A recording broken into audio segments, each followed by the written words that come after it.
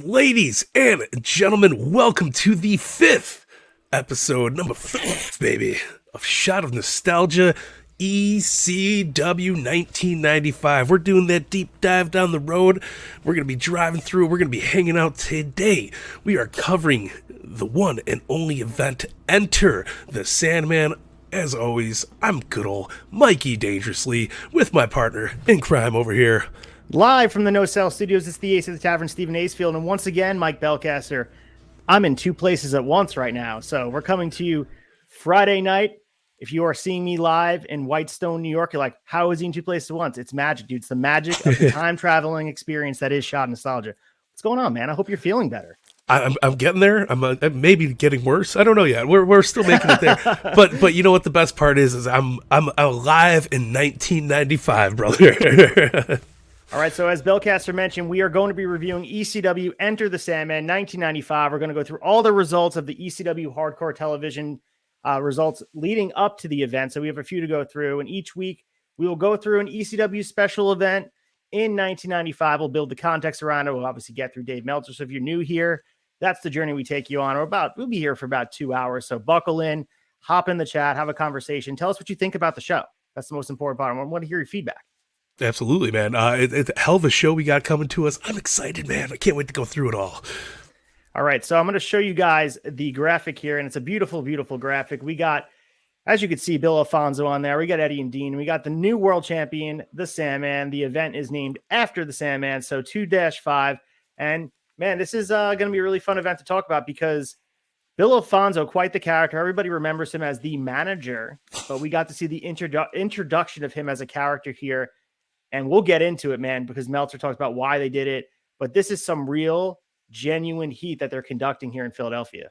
Hell yeah. No, I've always been a big Fonzie fan, if you will. So it was cool to kind of watch the debut of him here, seeing him in the ref gear, seeing him do his thing, looking very Bill Cosby on that graphic there. But it's awesome, man. I'm super, super pumped.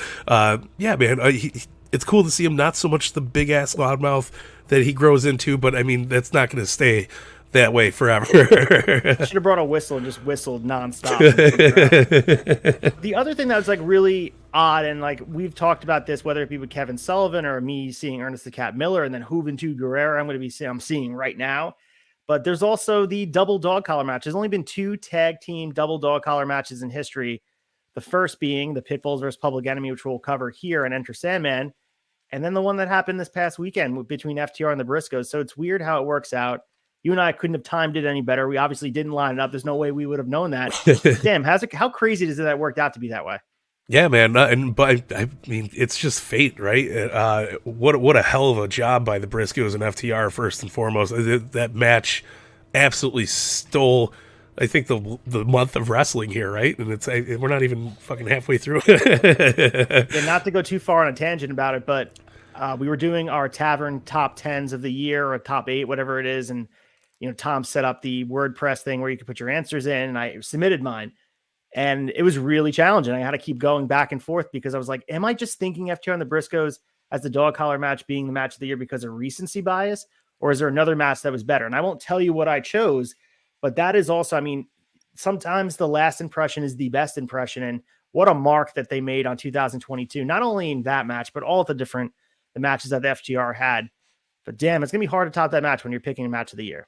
Yeah, no, 100%. It was a hell of a night, and so is this match itself. It's going to be so good. The Pitbulls, it's just the coincidence is mind-boggling. When you said that, I was like, "Holy shit, man!" And I even showed it to the wife. She was like, "Wow." She's like, "You guys are on to something, man." So with that being said, let's get into happy hour. Let's talk about the newsletters that Meltzer has driven out for us and a lot of ECW news to conduct. There's a lot happening here. Paul Heyman is working his way, let's just say weaseling his way into power. And we'll start it off with the April 24th newsletter in happy hour.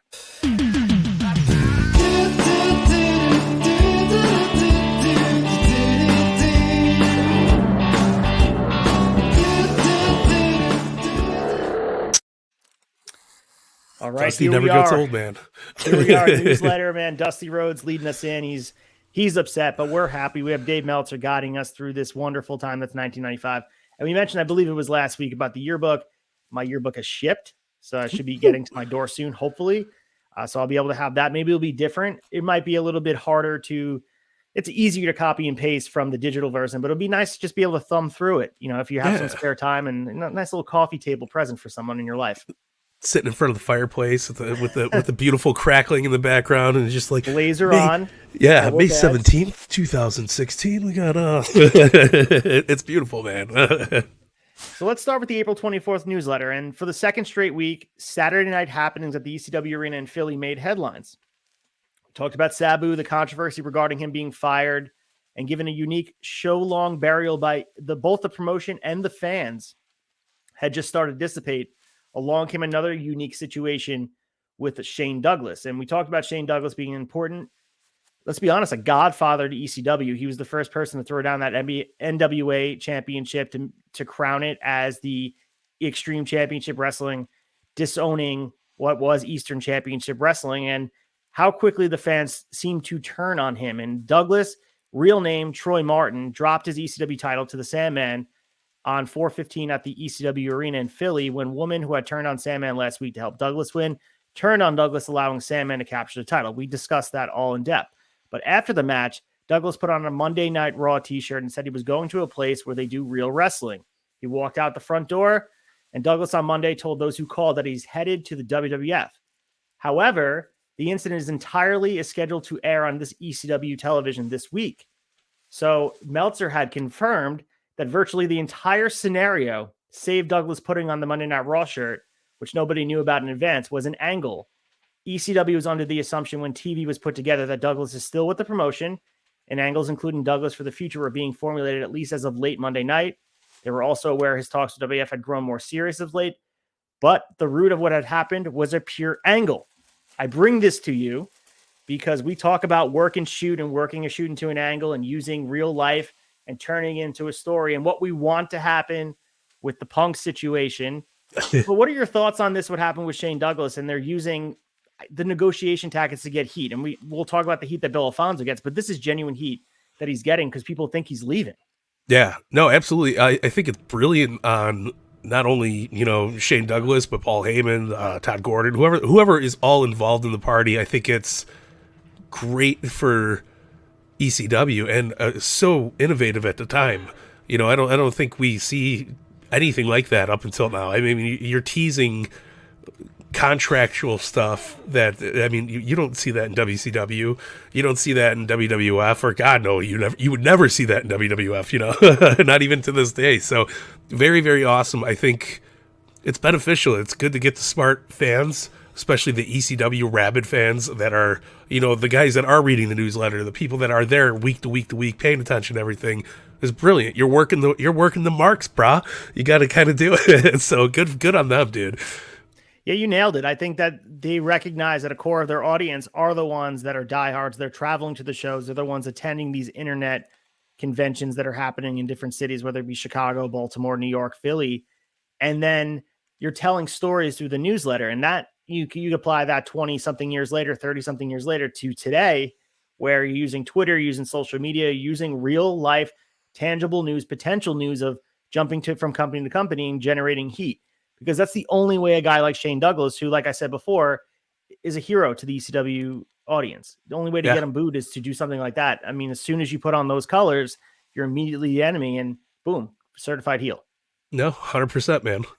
So the Sabu situation seemed to take on a life of its own this past week. As speculated on the newsletter, Sabu has reopened business relations with Dennis Coralluzzo, who's the New Jersey-based NWA promoter who has long time behind the scenes and sometimes public feud with ECW. He's also entered in serious discussions with Eric Bischoff about working with WCW, although his prime focus would be to remain with New Japan Pro Wrestling. Sabu's long-term goal has been and still is to be like his uncle, the Sheik, and run a regular territory based out of Michigan. He's reopening as a promoter with Coraluzzo and Phyllis Lee starting on 5/19 in Kalamazoo, using himself and Severin as the top stars. So Sabu's up in the air here. We know he's going to wind up back in ECW. But what are your starts to obviously ECW people? He might be the top star that they have. What are your thoughts on this? Yeah, no, it's wild, and I don't know. It's crazy that he's got so much movement here. You know what I mean? He's not kind of focused on staying in ECW, according to the newsletter. And he's he wants to open up a school or his own promotion in Michigan. I think he's a hell of a talent, and obviously him trying to bargain his way into WCW, I couldn't imagine what they would have done with him that would have benefited his character or his career. And the same thing with I get he wants to stay with New Japan. New Japan's obviously more right up his alley. But I mean, I would have tried to stay as close to the ECW brigade as possible. I mean, it fits his style so well, as it always has, and it always did. I mean, even that short run he had in WWE once they did the relaunch and stuff like that, it was great. But he just didn't fit in with what was going on. I mean, I love the match that he had with John Cena. I loved his appearance in the Rumble, was cool, but it was like, it was short-lived, and I think that would have been what would have happened anywhere else, with the exception of him opening up his own company. It would have been interesting to see. Talked about not feeling in place in WWF or WWE. He had some interest, and there was some interest from WWF, and Meltzer says it might be the best alternative for him, but WWF has made it clear that they only will express interest in him if he would change his name, gimmick, and doesn't allow to wrestle in Japan. And WCW, we know, has a relationship with them, so that would be the prime choice for him. But if he wants to make the money, it's one or the other. And New Japan Pro Wrestling is a per appearance agreement he has. So if he's looking for a guaranteed contract, similar to the guys like Hogan that moved over to WCW, he's going to have to really change up what his goals are in wrestling. And I think you see him wanting to be a promoter and give back to the business. Maybe he wasn't ready to hang those really baggy tights up, man. Those curled, pointed shoes up. He's not ready to get rid of them. The best. Could you imagine? I mean, I think we wouldn't be talking about this at this moment if he did go to WWF, change his gimmick. He would have been like, I don't know. I couldn't even imagine what shitty gimmick they would have painted on him. Especially that time, exactly. Yeah. What would they have done with him? He would have been like the I don't know. I don't want to say anything because it would come off bad because it was 1995. Exactly. So, but yeah, man, I'm glad he stuck it out and that things panned out the way they did. So there were some current day Tom Montaltos here, and some have even written that the Sabu ECW situation is an angle to full ECW fans. But Meltzer said, I can assure you that's not the case unless by a work you mean a lie in what you do to work in wrestling matches. One means that Sabu worked ECW by not calling them, letting them know in advance he wasn't going to make the show. ECW had to cancel a spot show this week because it was headlined by Sabu and Cactus Jack, and they were unable to get a Sabu caliber replacement and decided they didn't want to follow up in the footsteps of promoters who can literally false advertise and come up with an unsuitable replacement. This is so similar to the Punk situation where we want to work it into being a story, but Meltzer, similar to he's saying now, as much as you want something to be a story, it's just not. Facts are the facts. And AEW, just as much as ECW back then, wouldn't have done any damage to their business and their reputation to fool the fans, fool the smart fans and tell a story, as much as that, how amazing that would be. Yeah. Listen, you never say never in pro wrestling, right? and I'm being honest. Like, maybe time has cooled off. You never know what the future will bring. Guys still work under a contract for. I agree. I agree with you that. Yeah, I 100% agree that he could potentially come back. What I'm saying is that it was a work from the beginning. Like Tom's argument was that he was sitting in a room and he's like, "Oh, I got injured. I got an idea," and Tony pulled him aside. That's his argument that I can never get behind. That Tony told him to do that.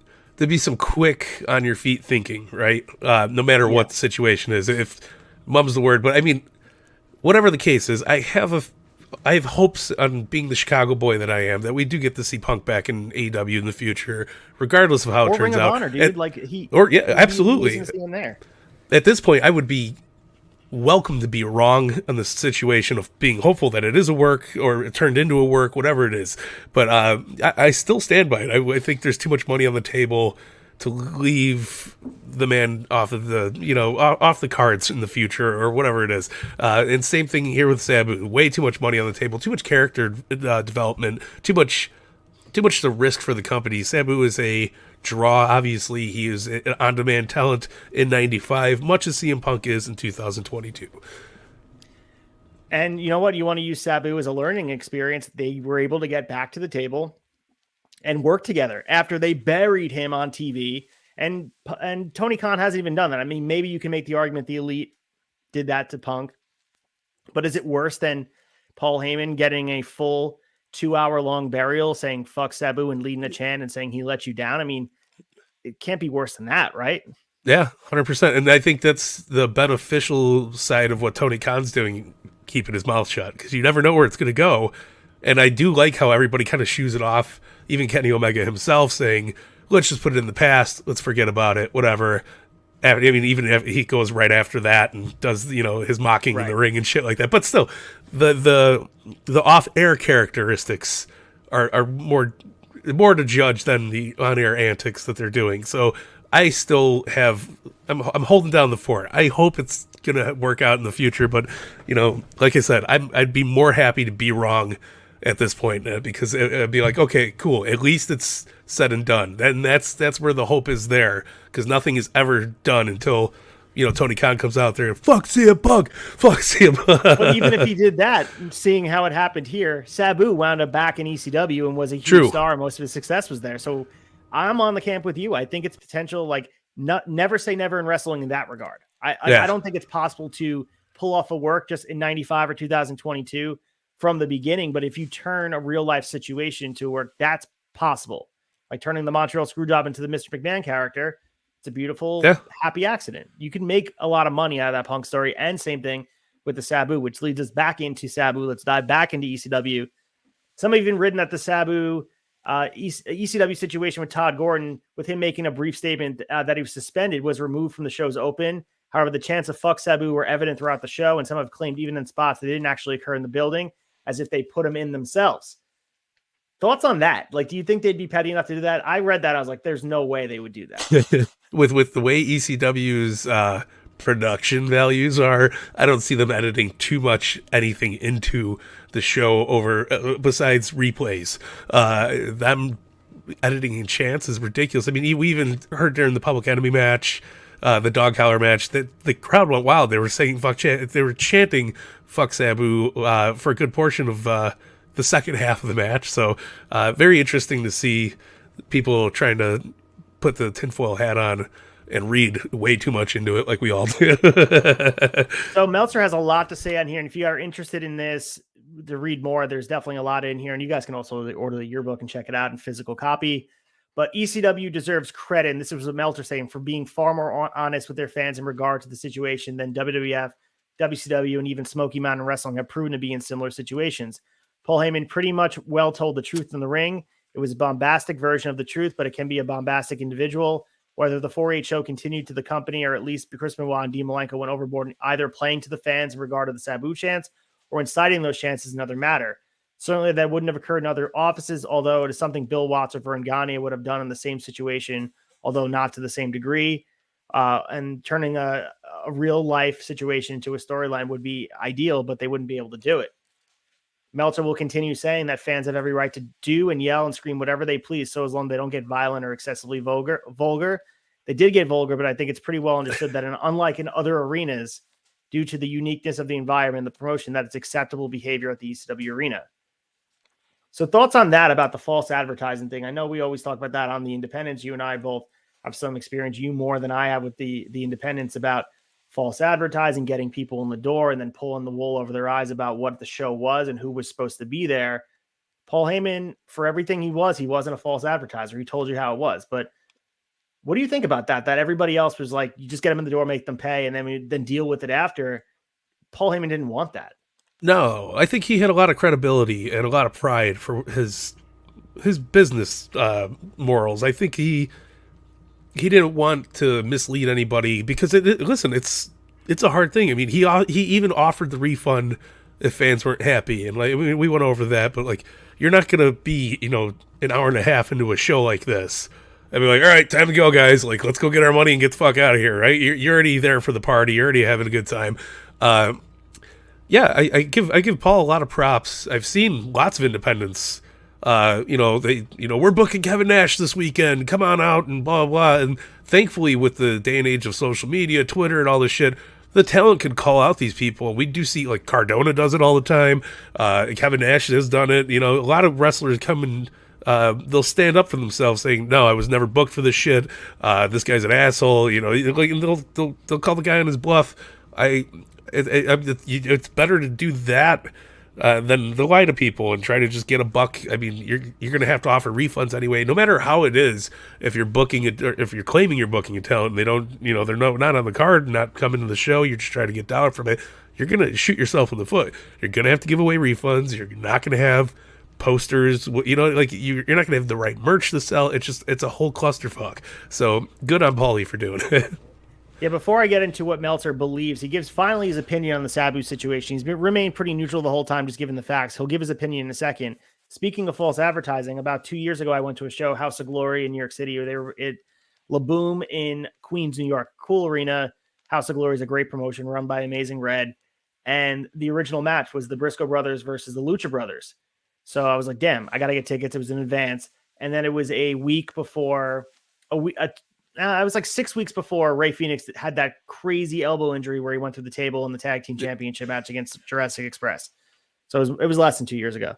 Yeah. Anyway, so 6 weeks pass and the match is still advertised. It's still on there. It's going to be the Lucha Brothers versus the Briscoes. And it's like unbelievable. You're going to be in the building. Either way, I had tickets. I'm going. Yeah. So it's day of the show. You get there and they're still advertising the match. They have the graphic up. Everybody, it's still there. The Lucha Brothers are there. They're doing an autograph signing. Phoenix doesn't have the sling on, nothing. It's like as if they're doing the match. Bell time comes for the main event. They both come out. Ray Phoenix says he can't compete, but they had a local luchador come in and team with Pentagon Jr. And it's like, damn, like you should have just been honest from the start and said, we have this great luchador. We can't wait for you to see him. Ray was there. He was in the corner, but I couldn't help but feel slighted. You already had people there. And that's not the way for me as a promoter. I wouldn't have done business that way, but what are you going to do? Yeah. The match still ripped. It was still awesome. You still got three of the four best guys that you can have in a tag team match. And then this other lucha, which I was happy to see, he got his own little rub in that match and was a moment of a lifetime for him. But yeah, I mean, there's just a little anecdotal story of just one time in a history of a million sea of things that has happened. And I walked away as a diehard wrestling fan like, that didn't feel right. It felt a little dirty.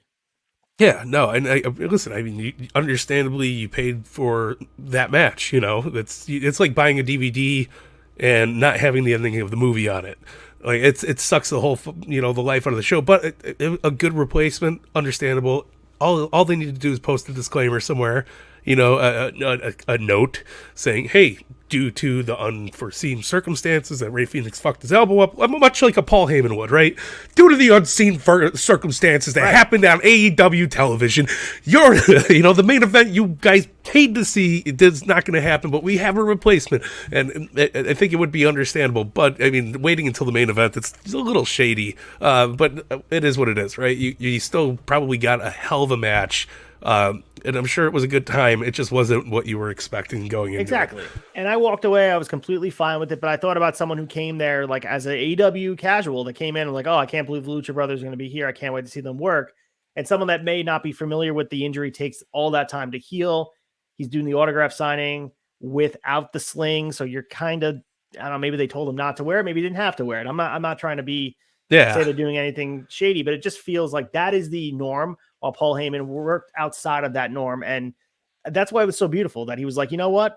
Fuck Sabu. He's not here. And not that Amazing Red should have came out and buried Ray Phoenix, but they should have just been honest from the start about the situation. That's all. Absolutely. So the situation with Meltzer, he finally gives his opinion. So he said, I can't help but look at the situation this way. Sabu worked that building a night or two after cracking his ribs on the guardrail against Cactus Jack and Hamburg when all Rights had no business being in the ring. Sabu worked that building with a neck brace 2 weeks after spending the night in a hospital because he took a bump on his head against Chris Benoit. He worked it with an infected hand from an injury in Japan. He worked a TV match in Florida the night he was blowing out his ankle in California. He worked harder and did more than anyone has the right to expect a performer to do, to the point of being a psychotic person at times. He was a prime factor in putting an 800-seat bingo hall on the map internationally as a second only to Madison Square Garden when it comes to coverage in the U.S. And because Sabu didn't tell Heyman or Gordon he wasn't going to appear on the 480 and arguably for one night ripped off the fans of ECW, the fans had the perfect right to be mad on that night. But given all that, maybe they owed him one. So I love how Meltzer puts that, because like we talked about, and Meltzer put it better than we did, he gave his body and life to ECW every single night he's out there, whether it be coming off a back-to-back night, injured, hurt, sick, whatever. Broke his neck in the goddamn ring. Made Chris Benoit's career at that point. Damn, you maybe owed him one. Yeah, no, absolutely. I love that mentality. We have seen Sabu go above and beyond means to stay in the action no matter what. I mean, even the barbed wire match where he tears his bicep and he tapes it in the middle of the match, only later to go backstage to glue it shut himself. But I mean, guy's a tough dude, does a lot for the entertainment of the fans. I absolutely agree with Meltzer. They could have gave him oh shit, man, we feel bad. Maybe not fuck Sabu that hard. So moving on to the May 1st newsletter, he continues about the Shane Douglas deal being an angle, the way it was played on TV. The angle they are doing right now is Sandman will be defending the title in Florida against Cactus Jack.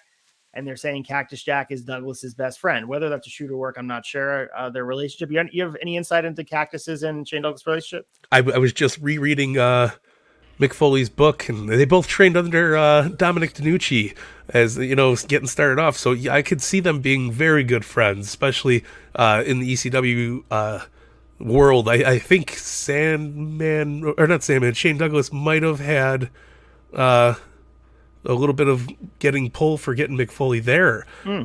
So very, very awesome to see them play that whole angle up. It's cool. Very awesome. And we obviously saw Rick Steiner about 2 weeks ago here on Shot Nostalgia. And Rick and Scott Steiner have agreed to work 3 pay-per-view shows, starting with the 6/18 Great American Bash in Dayton. This is for WCW. The Steiners turned down ECW, which wanted to do 6 bands with the Steiners and Tasmaniac versus Benoit and Malenko and Douglas in Florida. So it would have been nice to have the Steiners in full together.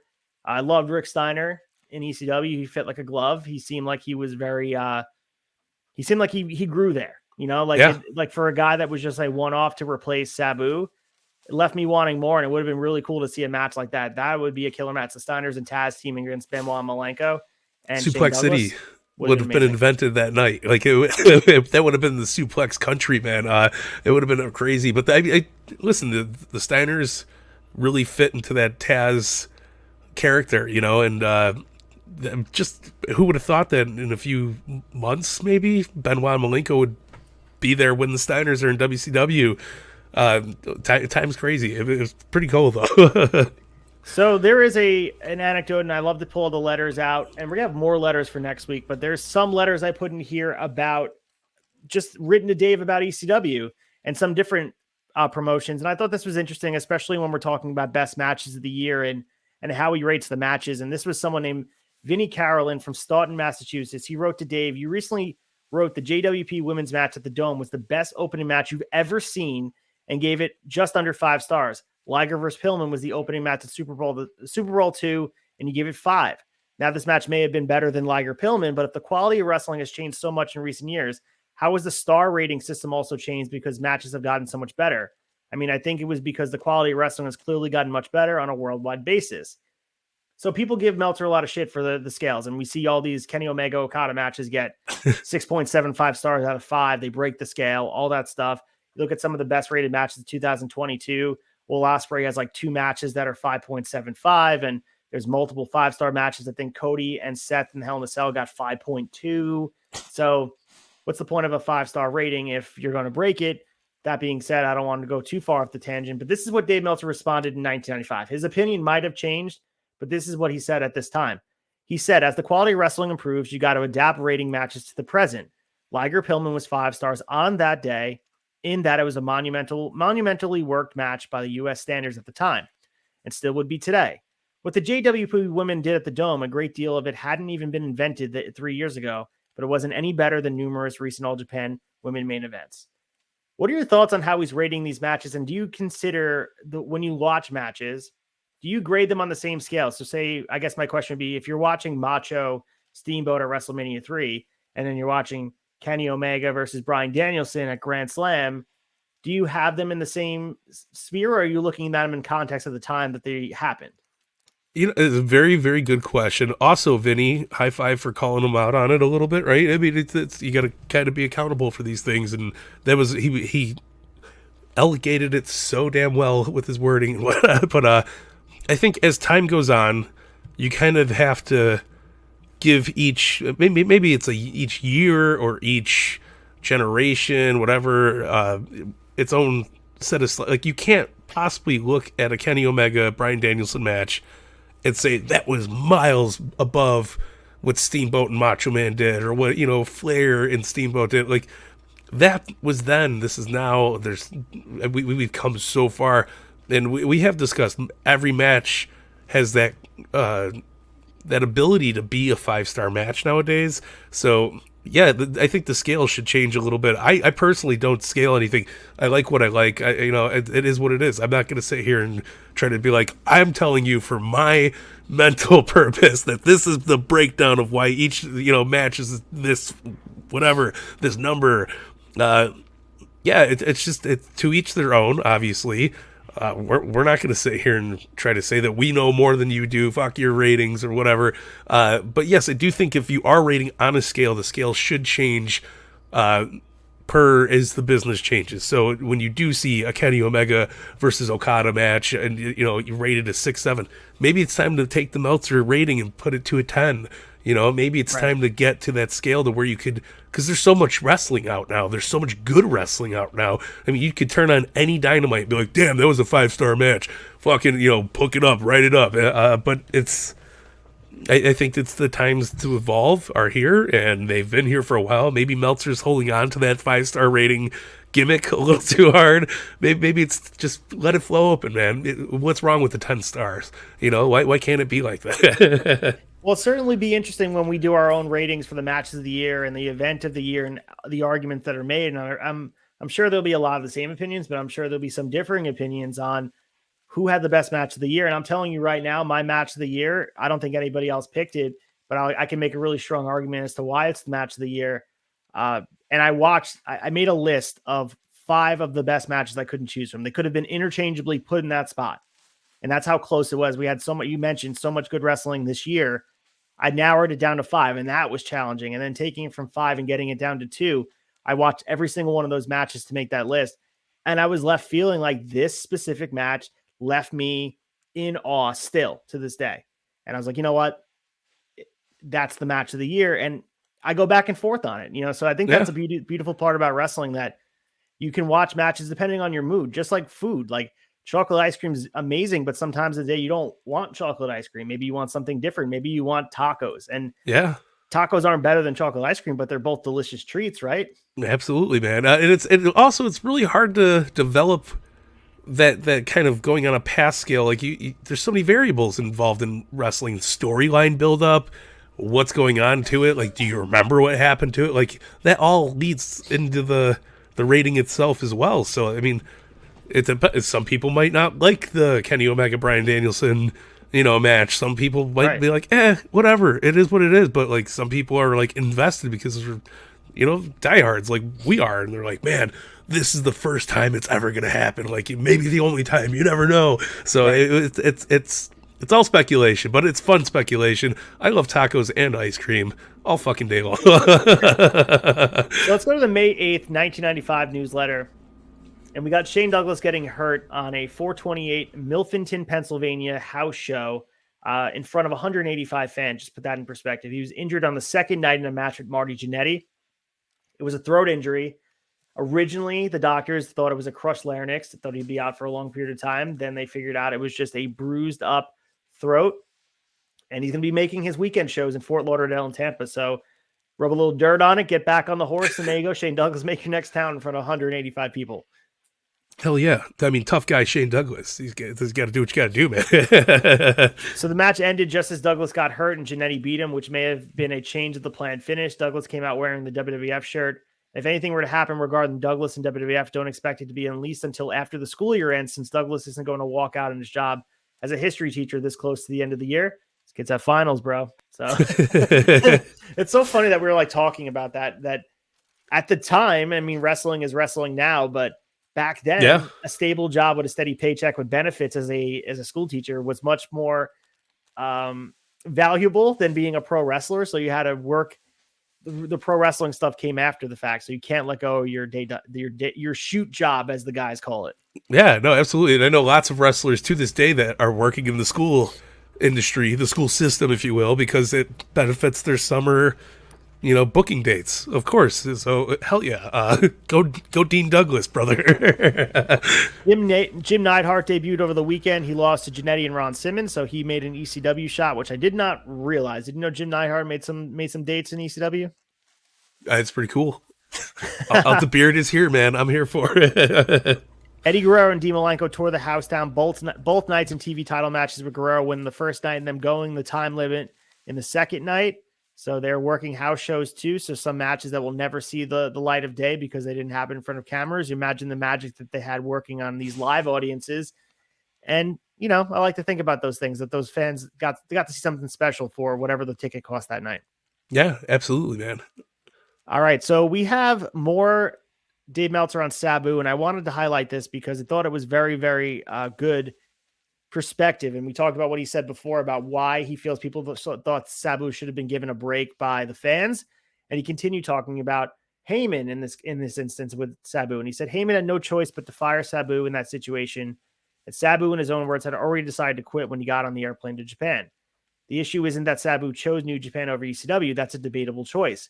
Even though he had agreed to the ECW date first, the issue isn't even that he no-showed one date, since Terry Funk did the same thing, and Funk probably didn't have a good reason. The issue was that Sabu was still agreed to work for ECW after he got the New Japan booking. He never informed Heyman he wouldn't be there. Heyman said he was put in a position where he couldn't change the card or change the television taping leading to his biggest show. When Heyman knew of the situation before putting on the show, and thus didn't want to simply push on television a wrestler in the main event that wasn't going to appear. He continues to talk about this, about giving ECW the respect of making the phone call. Whether Heyman was correct in how he handled the situation with the crowd is open for debate. He was certainly far more honest than any other promotion would have been.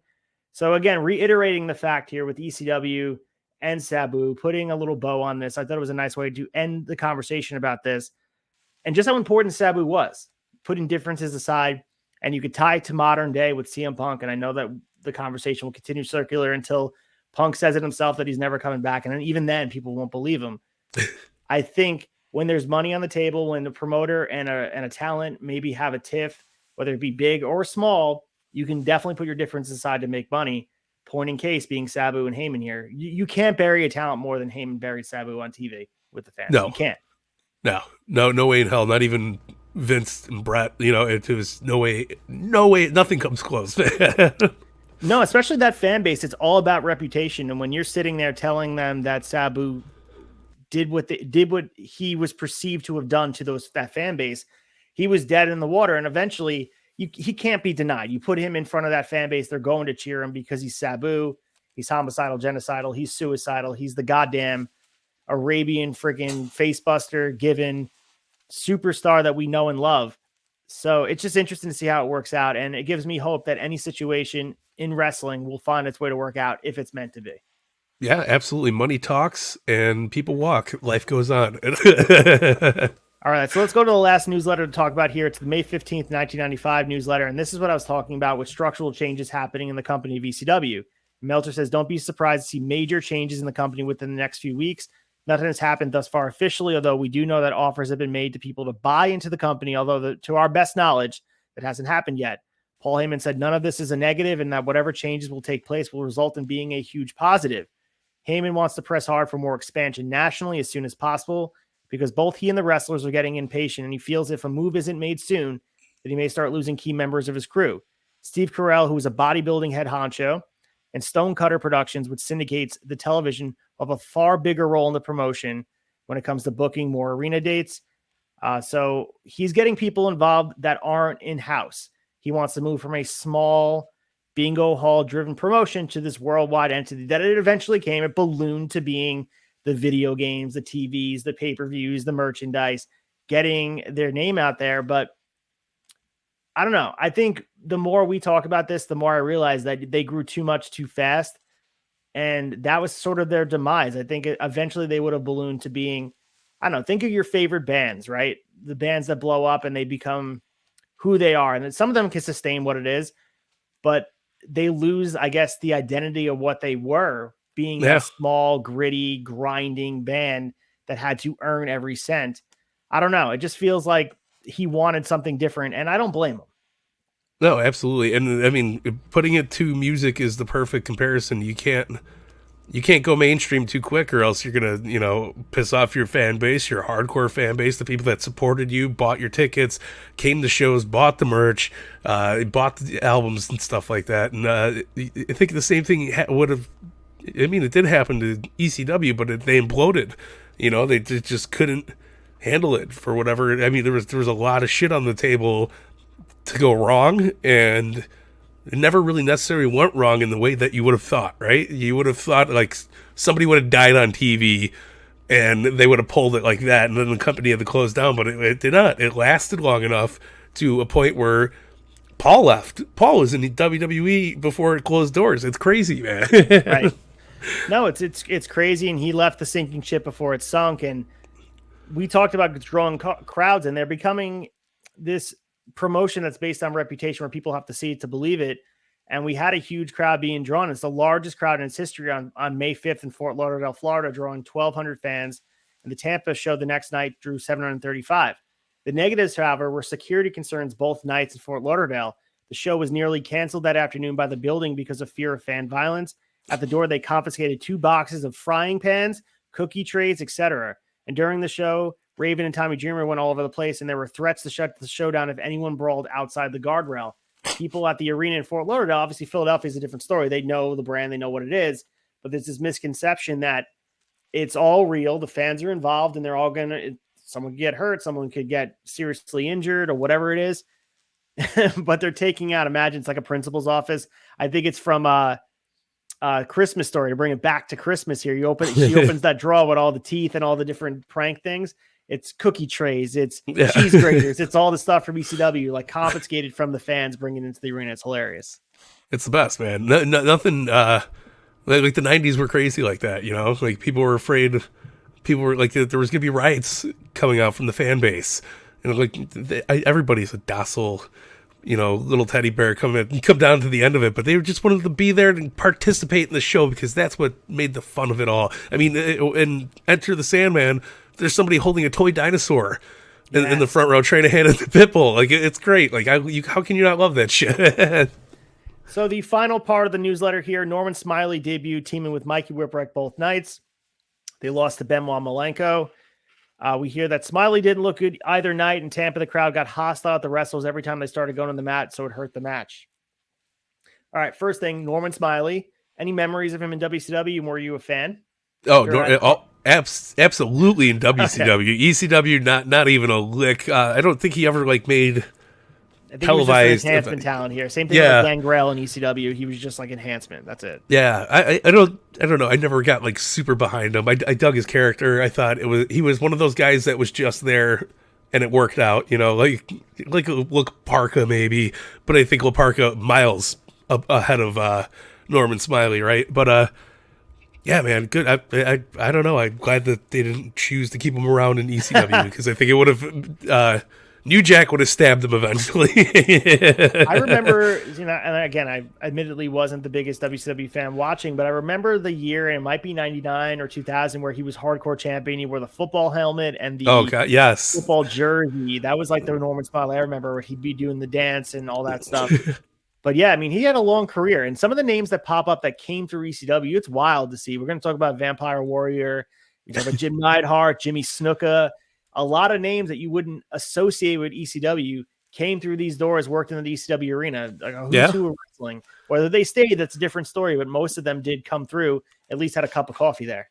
It all started with Marty Jannetty.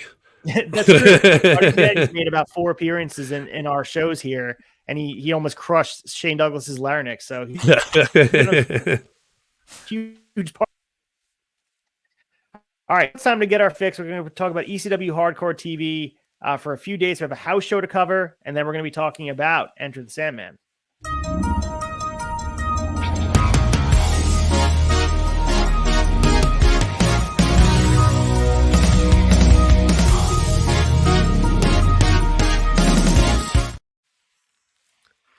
All right, we got Hardcore TV to break down here from April 18th from Philadelphia, Pennsylvania. We got 3 matches on the docket. The Pitbulls defeated Johnny Hotbody and Tony Stetson. Raven defeated Tommy Dreamer, and the Sandman defeated the ECW World Champion Shane Douglas to win the title. These are all repeat matches, so same status quo stuff here from ECW Hardcore TV. Some of the stuff we had that was new, though. We had Eddie Guerrero cutting a promo saying he's the second-generation wrestler and knows what wrestling is all about. Eddie says he wants to stay on top and become world champion. We also get Joey Styles revealing Sandman will have his first title events on May 5th in Florida against Cactus Jack. So we also get a Dreamer and Raven thing, which is good brawling match between the two hardcore icons that we saw in this. The title win by Sandman marks the end of an era, and we talked about that, obviously, but people were not seeing this in real time. Some of the supercards couldn't make it to these people. So when they're watching it live on TV, they think they're getting to see something special. That's why it resonated. So if we sat here and covered it in depth and we're like, we're going to talk about 2 hardcore TVs and that's it, we're going to move on, it would be such a boring show. But this meant the world to ECW fans. Yeah, no, 100%. Like anytime you turned on the TV and you were able to catch it, you felt something special. You finally got to get caught up on it. It was a lot harder to follow when it was on this public access shit, and on a Saturday at 2:30 in the morning. I was staying over at friends' houses, staying up at like trying to wiggle the cable cord in the back of the TV to get the public access channel working in the room. So these little shows, they benefited. They helped you understand where they were going with everything, and it was perfect, man. So the next hardcore TV to cover is 425 from Philly, Pennsylvania. We got Mikey Whipwreck defeating Stevie Richards, and Raven fought Tommy Dreamer to a no contest. We got a Pitbull promo about Sandman winning the ECW championship. They said they both think they should get title shots. Mikey Whipwreck thought it was the worst thing to happen and wants to challenge for the championship. Cactus Jack says Sandman doesn't deserve the championship. Very similar to an old WWF type of promo where they cut before the Royal Rumble, or like there was just a bounce around. So interesting to see them try that out, but it was cool to see all these guys laying claim to wanting a title shot. So cool. I mean, Mikey Whipwreck getting involved, some fresh faces, even the Pitbulls. Like, why not? Let's get a new challenger involved instead of Cactus Jack a million times. Yeah, could you imagine watching the Pitbulls, one of the Pitbulls, go after the title, man? It would be wild. Well, we're gonna get Axel Rotten for the championship soon, which I saw in one of the build-ups, but. Yeah, I mean, with the world title being a mid-card title, like I'll say the ECW World Championship is a mid-card title. They put it right in the middle of the card. So yeah, whoever, let Pitbull 1 or 2 get the title shot. Who gives a shit? I'm not against it at all. Speaking of Sandman, we got ECW World Champion. The Sandman shared comments from Fort Lauderdale and talks about drinking scotch with his father for the first time when he was 9. Sandman says that the fact that he's the new ECW World Champion and that everyone wants to be like him, kind of decent promo. And he also talked about how Cactus Jack is probably confident he can beat him, but he's not going to get one over on him. I actually kind of like this cocky attitude that Sandman has, changing a little bit of the aesthetic of who he is. I never saw that side of him. Never really saw him cut a promo aside from a quick one. Yeah, he's getting a long-winded promo here on ECW Hardcore TV, and he's clearly very, very confident, and he's delusional. Right, because if he thinks he's a role model to anybody, he's probably crazy. But maybe to the ECW universe, he is a role model. But yeah, I think that's what makes the character so enjoyable. Because seeing how Sandman and Cactus Jack work out, Sandman's crazy, Cactus Jack is crazy. The title means the world to both of them. But yeah, I think that they did a good job of telling this story on ECW Hardcore TV, and this is definitely one I went back and watched when I saw the results. I'm like, I have to see this promo. Yeah, and listen. Sandman, not a man of words, not a well-spoken individual. This is good shit. Whenever he did cut good promos, I always remember being captivated. Sitting there, sucking it all in, just enjoying it because it was a once in a great while thing. He didn't talk a lot. We didn't get the Sandman cutting a 30-minute promo in an hour-long television show. So this is a breath of fresh air, man. So we also had a house show to break down from 429 from Dover, Delaware. Hack Myers and Mikey Whipwreck opened up, teaming together to take on Stevie Richards and Raven. So not a bad match. It wasn't the high energy that gets the crowd heavily pumped. I do like the team of Richards and Raven. I think they really blend together. And I know Richards is sort of a parody on Raven, but it really becomes his own gimmick. And they're fun to see the initial chemistry they grow. And I can't wait to see them win the tag titles because that's coming soon. It has to be. I know they were tag champions in 1995. No, it's awesome. I love it. I think it's a very balanced. Like, you got this kind of nerdy, grungy, skinny kid wearing short shorts and the cut T-shirt, and Raven this badass. But like Richards is just trying to emulate him. It's fun. It's fucking great, man. It's good television. So Mikey Whipwreck got the pin on Stevie Richards here for the win, by the way. So an upset win, which upset everybody. We had 911 running down to the ring, chokeslamming people. So there was definitely a lot of chaos. Next match was Marty Jannetty defeating Shane Douglas. Third match was Ron Simmons defeating Jim Neidhart, as we talked about in the newsletter. We had the tag team championship on the line. Public Enemy defending their titles against the Pitbulls in a warm-up match to enter Sandman for that double dog collar match. So allegedly it was a decent match, but what you would expect from them without a stipulation. And then we had Axel Rod defeating Ian Rod in a barbed wire baseball bat match, which is essentially the same match they'll have on the pay-per-view. So yeah, another warm-up match, a little tune-up, as you will. We had the main event was Cactus Jack defeating Terry Funk. Looked like a decent card, probably entertain the crowd that was there, but it was a lead up, and it's interesting to see. I'm going to go to the date for a second. It's 4/29. They have a show to run on 5/2, which is only a few days later, and they're going to be grinding their bodies right after. I'm sorry, it would be 5/15, 5/13. So they have a couple days to rest up, but still, two barbed wire matches in the span of 2 weeks. Like, why would you do that? No, absolutely. They're probably working indies in between. God knows what else. So, yeah, man, wild. Absolutely wild. So we also had the Hardcore TV from 5/2. We only had one match. It was Eddie and Dean fighting to a 30-minute time limit draw to retain the title. I believe this is the second time they show this on Hardcore TV, but why not? This is awesome. Yeah. No, when it's art, you got to appreciate that art. You got to watch that shit, man. And the only original content on this Hardcore TV was a promo from Tommy Dreamer. And it was definitely a good attempt to set up a feud with Sandman over the championship to set Dreamer up to be a main eventer. And obviously you can't go wrong if you have Malenko and Guerrero on your TV. If someone's tuning in for the first time, it's definitely going to catch their attention. So it was a good choice to pick from Hostile City Showdown. So not a bad choice to put here on Hardcore TV. Not at all. And then the final Hardcore TV was from 5/9. And it was Chris Benoit and Dean Malenko defeating Norman Smiley and Mikey Whipwreck. And then Sandman defending his title against Cactus Jack and retaining. We got a Cactus interview. We also got the tag match being clipped, the original one. So they went back to a segment like picture in picture. Yeah, the program was pretty good. I mean, aside from the clip match, it probably seemed like it was a good match from the jump. And it was an original content, so it kind of sucked. We didn't get to see it.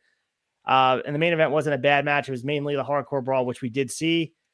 And the Florida venue definitely looks better than you'd expect. Because I'm so used to the ECW arena, I want it to look a certain way. I expected these Florida shows to look like shit, but they don't look so bad on TV. That's good. Listen, as we all tote so much, especially with GCW, the arena's part of the show too, man. So it's got to look nice for it to come off good and be well perceived for television, for the fans, it's for the overall picture of it, right? So I'm glad to hear that something in Florida did not look like shit. It's mind blowing. Love you, Florida. I think the other shows in Florida, they didn't have the lighting right, so it just looked very not the ECW lighting you'd expect. The ECW arena it lends itself to the lighting because it's so dim and dark by itself. Yeah. Florida, when you could see too many empty seats, it felt like you're watching not an ECW product. That makes sense. Even if like the ECW arena only had, 750 people on a good day, it definitely felt like there was more because they were on top of you when you're in like a different arena, whether it be any of these Fort Lauderdale smaller arenas where you have maybe more people, but it feels like less. And that's crazy to say, but that's what it felt like. Yeah, 100%. All right, let's move into ECW Enter Sandman. This is why we're here. May 13th, 1995 from Philadelphia, Pennsylvania, the ECW arena, the world famous, still standing, 2300 arena, I think they call it now. Man, beautiful, beautiful event to talk about here. You and I talked about it off air just for a second. This was a lot of fun. ECW is really getting into their groove here. Yeah, absolutely. So our current ECW champs are as follows. The ECW world champion is the Sandman. He won it back on 4/15/95. The World Tag Team Champions are Public Enemy. Of course, they won it back on 4/8/95. And our TV champion is still the beautiful Eddie Guerrero, 4/8/95. He took it from Dean Malenko. And we are led in by Joey Styles. And the opening match, you talked about it, I talked about it, wasn't the best opener. And ECW doesn't really have these banging openers. Hack Myers taking on Tony Stetson. Lead us the way through this and tell us what you thought about the match, what happened here. Break it down for everybody. It's a who's of who gives a fuck. No. it was actually really like if you're invested in characters, this isn't your thing. But this was a very fine opener. It wasn't bad. It wasn't not enjoyable. It was just. It wasn't Sandman and Sabu. It wasn't. You turn on The Simpsons to see The Simpsons. It's not. You're not watching it for the Flanders, at least for the full episode. Right? So call this the Flanders of the matches. But it was. Listen, Hack Myers and Tony Stetson. They put on a good match for it being only 5 minutes. And yeah, I thought it wasn't terrible. There was a good back and forth. Not the drizzling shits that we've seen on so many other matches we've covered. So I will give him that.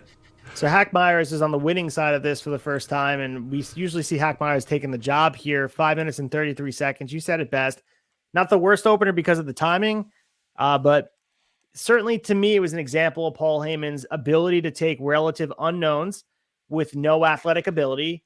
They have no right being wrestlers, and they make them look like local heroes to the Philadelphia audience, and the fans wanted to see them. So, yeah, it's just crazy. I mean, Sandman's a good example of it too, but it's just Paul Heyman can look at somebody and understand they're going to relate to my audience, and he was the best at figuring that out. Yeah. No, nobody had that click, that mental click like Paulie did when it came to a character, and he knew how. Listen, Hack Myers ain't doing, 60-minute time limit draws. Right. But he knew how to put people in a position to get over. He knew what would help them get over. And it was all like he would push them to do those things. And this is a very good example of that. And we see it with everybody. I mean, every character that comes out of ECW, they are as big as they got because of Paul Lee, because the way he booked them, the way he developed them. And Hack Myers, not so much. Stetson, not so much. They weren't at the reunions. They weren't on, TNA Hardcore Justice. But this is a good opener. The other thing I took from this match is the Ivan Koloff knee drop out of the corner. That was the finish of this match. I would love to see this move get brought back to being a finish. Ivan Koloff knee is an underrated finish. If you guys are unfamiliar with it, go and check out what the finish looks like. It could be used in modern day. It looks pretty good, especially if it's executed the way it was. And it looked decent in this match. 100%. The next match here was a better match. We had Taz and 911 with Paul in their corner, taking on Subo Genjin and Hiroyoshi Ukuda. So this was hardly a match, but it's pretty awesome watching Taz suplex somebody, 911 chokeslam both these guys in a pile in just 3 minutes and 32 seconds. So Taz, they're transitioning to be a new character, and that will be a huge focal point of our episode next week, where Taz is transitioning from this whatever the character was, this beast or whatever they had him as, this like wearing all the jungle type of stuff with like all the cat print into a certified badass. And some of the stuff I've seen in the newsletter for last week, Paul had some heat with Subo Genjin from New Japan Pro Wrestling because he believes he was doing Taz's gimmick in New Japan Pro Wrestling, and he used this opportunity to actually bury Subo here. Whatever. I mean, gave Subo a payday, whatever it was. I don't know how much he would have paid Subo to come out and do this match. But it's just interesting when you see that guy's name pop up and then they're matched up with Paul in their corner. It can't be a coincidence. Yeah, no, listen, for what this was awesome.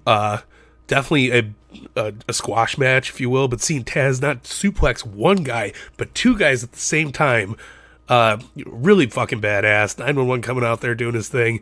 I pop at the nuances from the times, because what was the tag team name? The Oriental Express. Like, like it's just silly shit to kind of go back and watch. You're like, God, this is like terrible booking, but at the time probably great. And that even goes into what the next segment is. But for what this was, this I think this was the death of the Tasmaniac here, and kind of alluding him into that new light. Obviously, we get the video package a little bit later into the show. It's the Maniac is gone, it's just Taz now, brother. Yeah, and we're going to get Taz on commentary, which was another thing that I pulled from this as well. And I'm not sure if it's this event or I think it's the end of this event where he joins on commentary. Yeah. That's an early introduction to what they did on SmackDown, where he was the flagship. He was with Michael Cole and eventually was on Impact, and that became, and still today, it became his career. And this was happening while he was still in the infancy of who he'd become. It's like he was always this guy who was charismatic enough to be behind the microphone. Yeah, and I think there's I can't remember which DVD it's on or like whatever the hell it is from, but I do remember him saying, "I never wanted to be a commentator." He's like, Paulie would just say, "Go out there and talk. You know this shit. Go out there and do it." And he was like, "Nah, not my thing." But look how far it got him in the business, that he was this legitimate badass. So before the next match starts, we had Joey Styles introducing Axel Rotten, who you texted me about this promo. he cut a profanity blazing promo on the state of Florida for complaining about his matches with his brother Ian being too violent for TV. That's essentially the spirit of what he was saying. He said, Philly still loves me, and they're about to put on another gem, according to him. Lead the way. These feel like these are your boys. I know you said they weren't your boys. Axel and Ian. Barbed wire weapons match, not a barbed wire bat match like the house show. We get all weapons barbed wire covered. Yeah, again, not affiliated with the Rotten Brothers by any means, especially after that promo. But I think the buildup is slowly getting more violent and violent, right? We started off with just them kind of having a match. Now they're beating the piss out of each other with barbed wire. The promo was a very intense watch. Like my kids were running around. I was like, "Oh shit!" Like, if there's words in here we can't say at all anymore. Like, everybody chill. But the match was okay. There's a lot of just barbed wire madness, a lot of blood. It's everything again you would expect from an Axel Rotten match, especially pre Balls Mahoney, tag teaming and shit like that. But they literally beat the piss out of each other. Axel Rotten wins. It is exactly what it is. It's a barbed wire fucking bloodbath, and not even a good one. So it's miles from Terry Funk and Sabu, even miles from Kenny Omega and John Moxley. Like, it is just a bad barbed wire match, but they're building up to a bigger story, and that's the shining light at the end of the tunnel here, and we won't have to deal with it for that much longer, which is great. Yeah, and I think from their perspective, it felt like Axel and Ian were like paying Paul to come out there and wrestle. Like, we'll pay you a couple $100 to let us go out there and do what we want to do. I don't know. That could be the only excuse of why you'd have this in the show. But maybe at the time, again, when we talked about matches and rating them before, and obviously this wouldn't be in like a huge rating scale, wouldn't be at the top of it. But maybe if you look at this match in context for what it was, they're trying to build a demographic that was violence, and they had to have a buffet of different things on the show. So maybe this was to satisfy the bloodthirsty fans that were there to see carnage.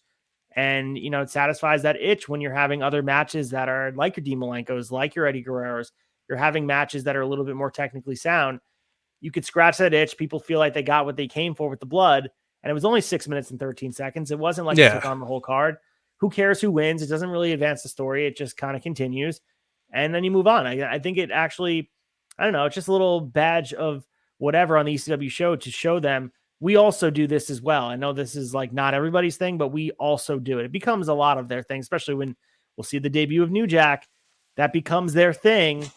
But I think they evolve past just what this is into more of a formulaic, psychology-driven matches, even if they had weapons and blood. This felt like it was just a mess for the sake of being a mess. And I don't want to be hard on them, but that's what it feels like. Well, listen, either guy has done that much since this feud. Like, it's not like these guys were running New Japan, in 1999 or something like that. They weren't headlining the Tokyo Dome. They weren't, selling out Madison Square Garden. This was a spectacle match. You want to see a little bit of blood. As shocking it is, it's a piss break in the lore of ECW too. Because I mean, sure, you probably want to see some blood. You probably love the barbed wire and shit, but this is at its lowest point. This is like street art compared to, museum art, right? Sometimes it's great. Sometimes it's shit, and it's just some guy spray painting on a wall. This is that guy spray painting on a wall. Yeah, so that, I mean, you said it best. I mean, there's not much more to say about the match, and we're going to get more of this as we go on, and we're approaching that type high death match that you talked about before. I think it's in 2 weeks. We'll definitely get more Axel and Ian Rotten, so don't you guys fret. But next we have Tommy Dreamer and Mikey Whipwreck teaming up against Raven and Stevie Richards, and this is the main focal point of the story being told in this event, because of the fact that we had the debut of Bill Alfonso, and you see him on the graphic, you see what we're talking about. And most people know, if you're a casual ECW viewer, of Bill Alfonso when he's managing Taz, he's managing RVD, he's jumping around with the whistle, he's just obnoxious at ringside. But Bill Alfonso historically is an official. He is someone who has a background. He was a referee in many different promotions, and this whole storyline feels to me like Paul Heyman understands who they are and what gets their fans to be angry. And we talk about the dirt sheets and getting Sabu to rile his fans up, even if he's not showing up. He recognizes that just the idea of rules and the idea of traditional Southern wrestling would piss Philadelphia fans off. And he was so right, dude. Yeah, no, and listen, he falls right into it, right? They got usually lax rules, usually all this. It's ECW's its own thing. Nobody's going to, disqualify you for 911 coming out and chokeslamming people. But hey, let's really piss them off. Let's take our biggest story, one of our biggest stories, and bring in a legitimate referee to call the match. It's fucking magic in a bottle, man. So let's build the context for you guys. Shane Douglas appears after Raven and Stevie Richards head down to the ring. He gets on the mic, introduces Bill Alfonso to the ECW arena. He shuffles down to the ring. As the Too Bad Chads say, they trotted this guy out, which pops me every time they say it on. This guy's trotted out. I pop every time. So Bill Alfonso's trotted out by Shane Douglas. Douglas feels it's a good thing because maybe now we can get some law and order around here. And he mentions that he's the only ref who's worked in every company of the big three in the 90s. Todd Gordon comes out to tell Alfonso that he doesn't have a job here. Alfonso gets on the mic. It's hard to hear because the house mic's a little rough. But he threatens to shut down ECW if Gordon doesn't comply. So Alfonso's going to be reffing this match. So Alfonso's in the ring reffing the match. Seems like nothing to it. He's just going to call the match down the middle. It gets a little bit hairy for a sec, but this is built into that Shane Douglas story with WWF, where he's threatening to leave. This is all tied together, and he's doing a beautiful job of tying multiple stories, bleeding together. And I don't know. This was really, really well done. I loved it. I absolutely loved it. And I love that the threat of bringing Alfonso in is, I'm going to shut the promotion down, Daddy. We're going to get the show shut down. Like, in his lovely voice that he has, that's not annoying at all. It's like you said, this is done very, very well. The match itself is so fucking fun, and it's just good shit. This was, I think I rewatched this a few times in between because kids are running around and stuff like that. I really, really enjoy just the whole spectacle of what this was. It was really cool. The keeping Dreamer and Raven apart from each other for the majority of the match really sells the whole damn thing. Whipwreck gets the biggest round of applause and the biggest, admiration for just the way he sells. The way Raven speared him at that one spot, I swear Whipwreck got a concussion afterwards. He hit that mat so fucking hard, and the kid just kept going and going. Like, I applaud him every time I see him, but this was one of those things. Like, he had that Spike Dudley perfect storm thing. Like, he knows how to sell. He's getting his ass kicked. Couldn't get the Tommy Dreamer enough, and it was magic, man. And they waste no time in getting the Bill Alfonso heat started. And the match starts with Richards running down Whipwreck off a headlock to start and does his best Shawn Michaels impression. The blind tag to Dreamer. He throws out Richards and wants to brawl on the floor. But then Alfonso gets right in the middle of them, holds him back to enforce the rules of wrestling, which is never enforced here in ECW. Huge electric boos from the audience. Richards comes back in. He takes a DDT. And now Richards is out and Dreamer wants Raven. As you mentioned, they keep them apart. Moving to the middle, we get a tag to Richards. He powerbombs Mikey for 2. Raven tags with a double gourd buster. Alfonso makes sure to wait for Richards to return to the corner before he counts. Everything is so formulated to be by the book. And just doing it by the book is getting heat with the audience. And it's just brilliant. You don't have to do anything extra. He doesn't have to cheat. It's not like it's Nick Patrick. It's not like it's someone who's like in cahoots. He's taking money from the team. He's just enforcing the rules. And it's such a beautiful thing. Similar to like, we talk about bringing like a Jim Cornette into AEW would get so much heat because of what he represents. And what Bill Alfonso represents is everything they want to rebel against. And it's so well done. For an 8 minutes and 51-second match, there was so much story told throughout it. Yeah. It felt like they fit so much and it was so well formatted that 8 minutes and 51 seconds seemed like enough, and it shouldn't have been, but they told the story beautifully. No, absolutely. And the fact that you just said it was 8 minutes, like the match felt long, but in a good way. You know what I mean? Like you've seen so much spots, you've seen a lot of cool shit, but like the story, it's so thick and rich with story. It was done so damn well. I love just the fact that you could bring in an official and make a heat seeker of, the crowd just lit, fucking pissed beyond repair, in a good way. It was natural, good, well done heat, man, and I applaud everybody involved in it. It was just so perfect, absolutely fucking perfect. So going to the end here, we had an awesome moment prior to it. Dreamer and Raven delivered stereo DDTs on the concrete on the separate opponents. Now we have Dreamer and Raven. It's finally about to go down. We're about to get a huge pop from the crowd. Dreamer punches Raven out of the ring, and we're about to get him going on until Alfonso DQs him, and we're wondering why. He's holding up his fist, and he said he had a clenched fist on his opponent. That's the ending. It's a DQ finish. Raven and Stevie Richards gets the win. Just brilliant booking as they use the very thing that made ECW stand out from other promotions and to their own fan base to get crazy amount of heat. I mean, you could go through the list of referees to get heat. Nick Patrick, go with Danny Davis helping the Hart Foundation. You can go with Teddy Long, fast counting the Road Warriors back in the day. Bill Alfonso is doing that, but stepping up even further and emphasizing the environment. That's what makes it so beautiful. This is just fantastic. This might have been my favorite thing I've watched so far because of just how simple it was, but as well done. Sometimes simple is better. And you had these fans right in the palm of your hand. No, absolutely. Less is always more. And this really showed the brilliance of not only the performers, but of Paul's booking. I think enough can't be said of how brilliant of 10 minutes, we'll call it 10 minutes, a brilliant 10 minutes this was. It solved so much story. It brought in new elements.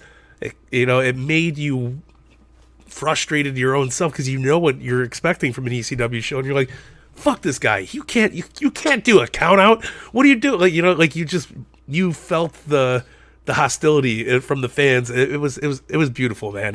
This was the Picasso compared to the spray paint on the wall. It was beautiful, absolutely beautiful. And when you look at the way a match ebbs and flows, and when it's about to hit its peak, that's when they did the DQ. Right? It's like you're giving the crowd blue balls. Like you're right before everything's about to just pop off, and you're about to have that moment where Raven and Tommy Dreamer are going to have that, and they've wrestled before, but that's what the fans are clamoring for. That's what you're in the arena for. You want to see these two guys lock up and have an all-out brawl, and we were denied it.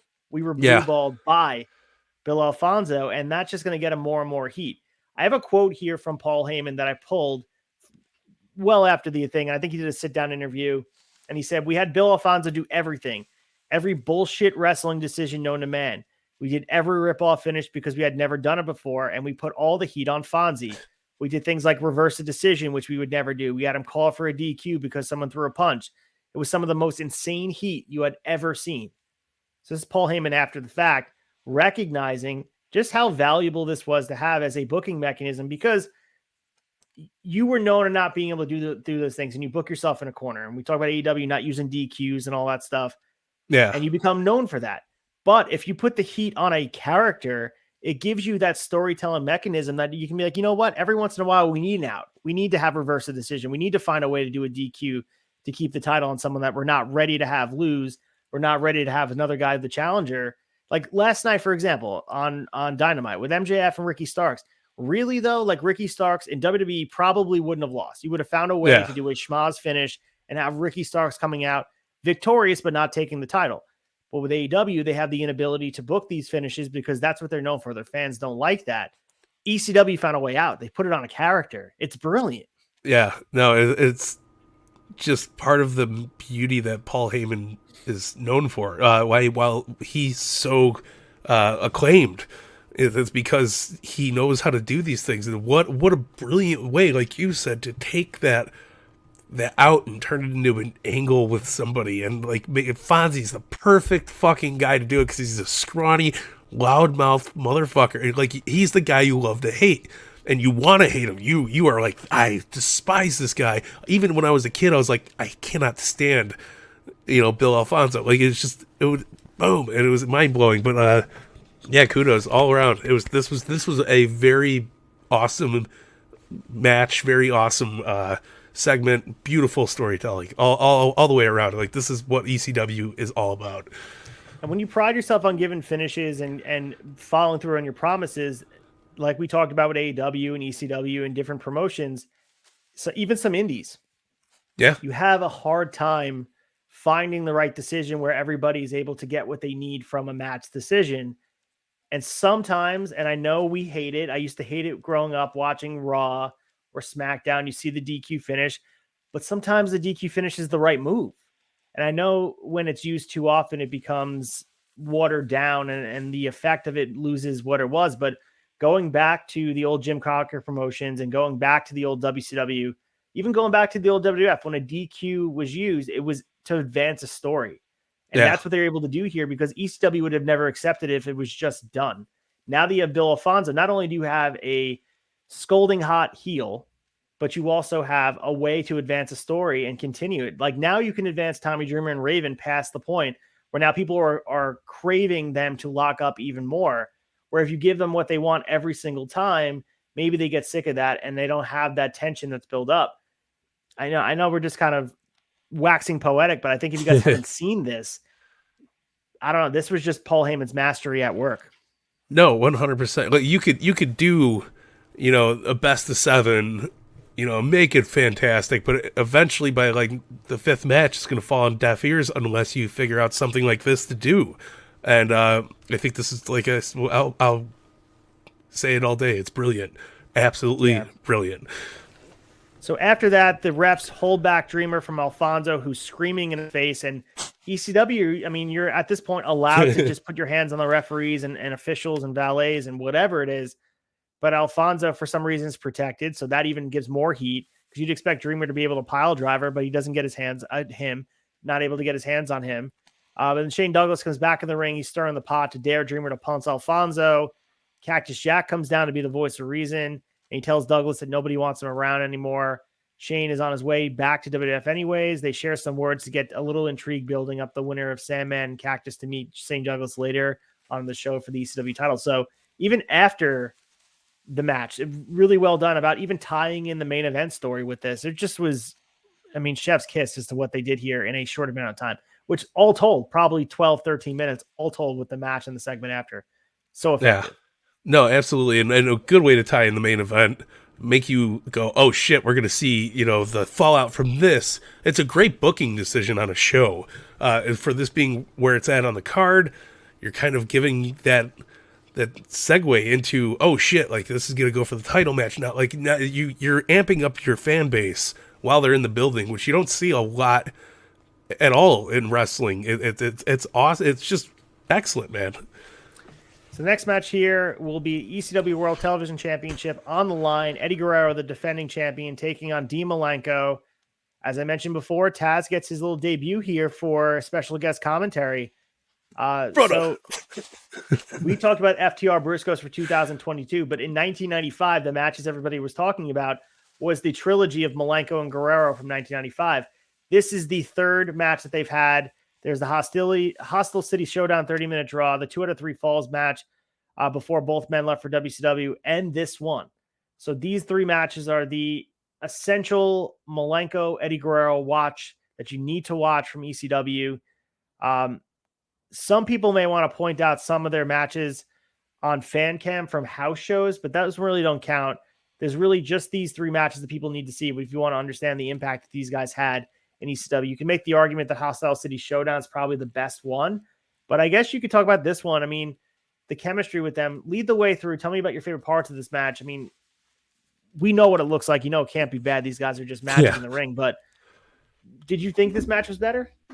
I thought it was good. I didn't, this is one of those things you're seeing so much greatness coming out of these two, especially because we just covered, WCW and kind of following around with that.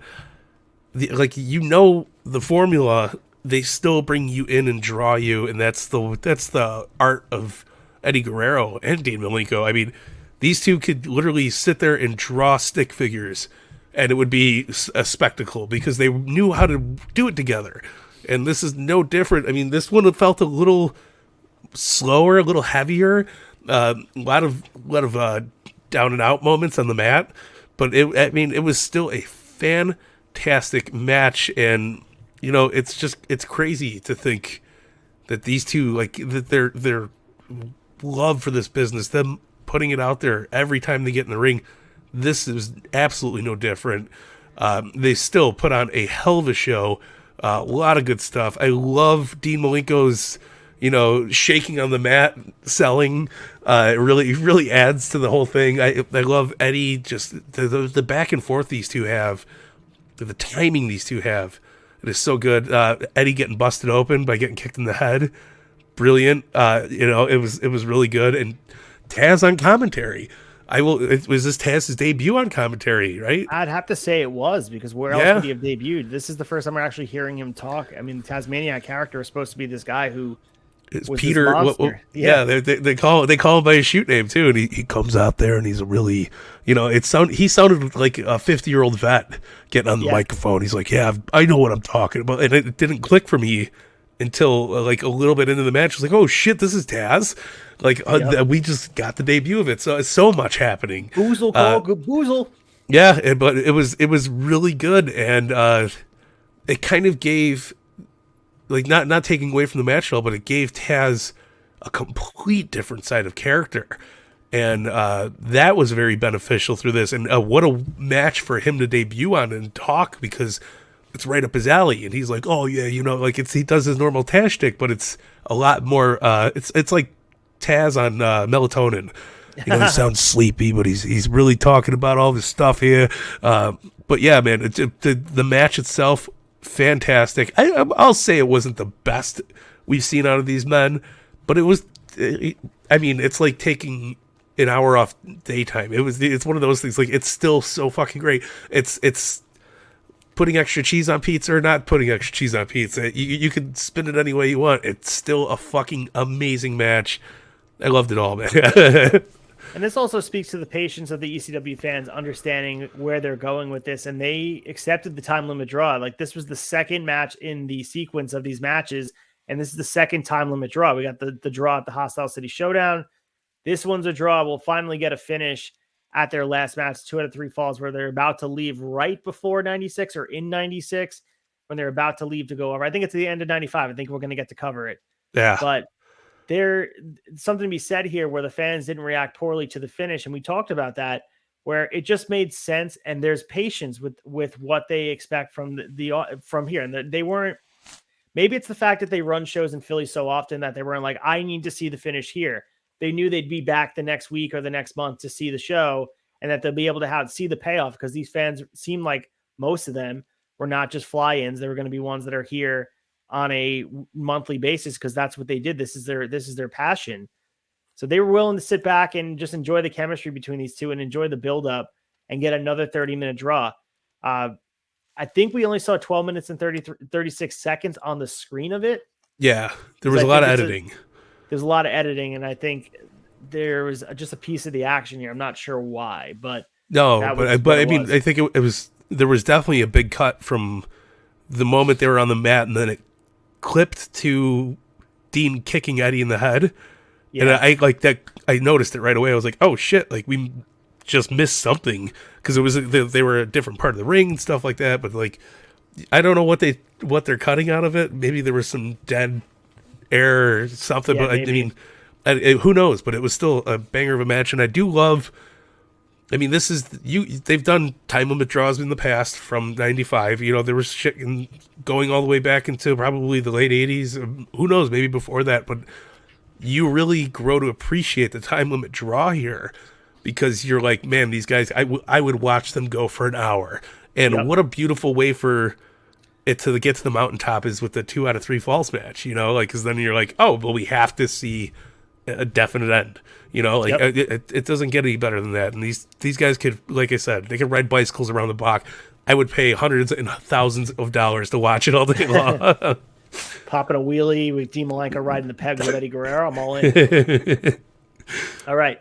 So Taz got a suplex music video that we talked about. This is following his debut on commentary. So we're getting this shift in character for Taz. We're about to see the Taz we're all familiar with, this Taz that becomes the human suplex machine. And it's a well-deserved change. I think the Taz we're seeing with the long hair and just this jungle persona is just not who he is. And it's goofy to watch. Maybe not at the time it wasn't, because you can look at other characters in wrestling history that, you know, guys like Kamala and Umaga, guys that had those gimmicks, it worked for them. But knowing who Taz is now, the fact that they let him be this guy from Red Hook section of Brooklyn and just be the guy that is just a tough guy who's really short and stocky and will kick your ass and choke you out.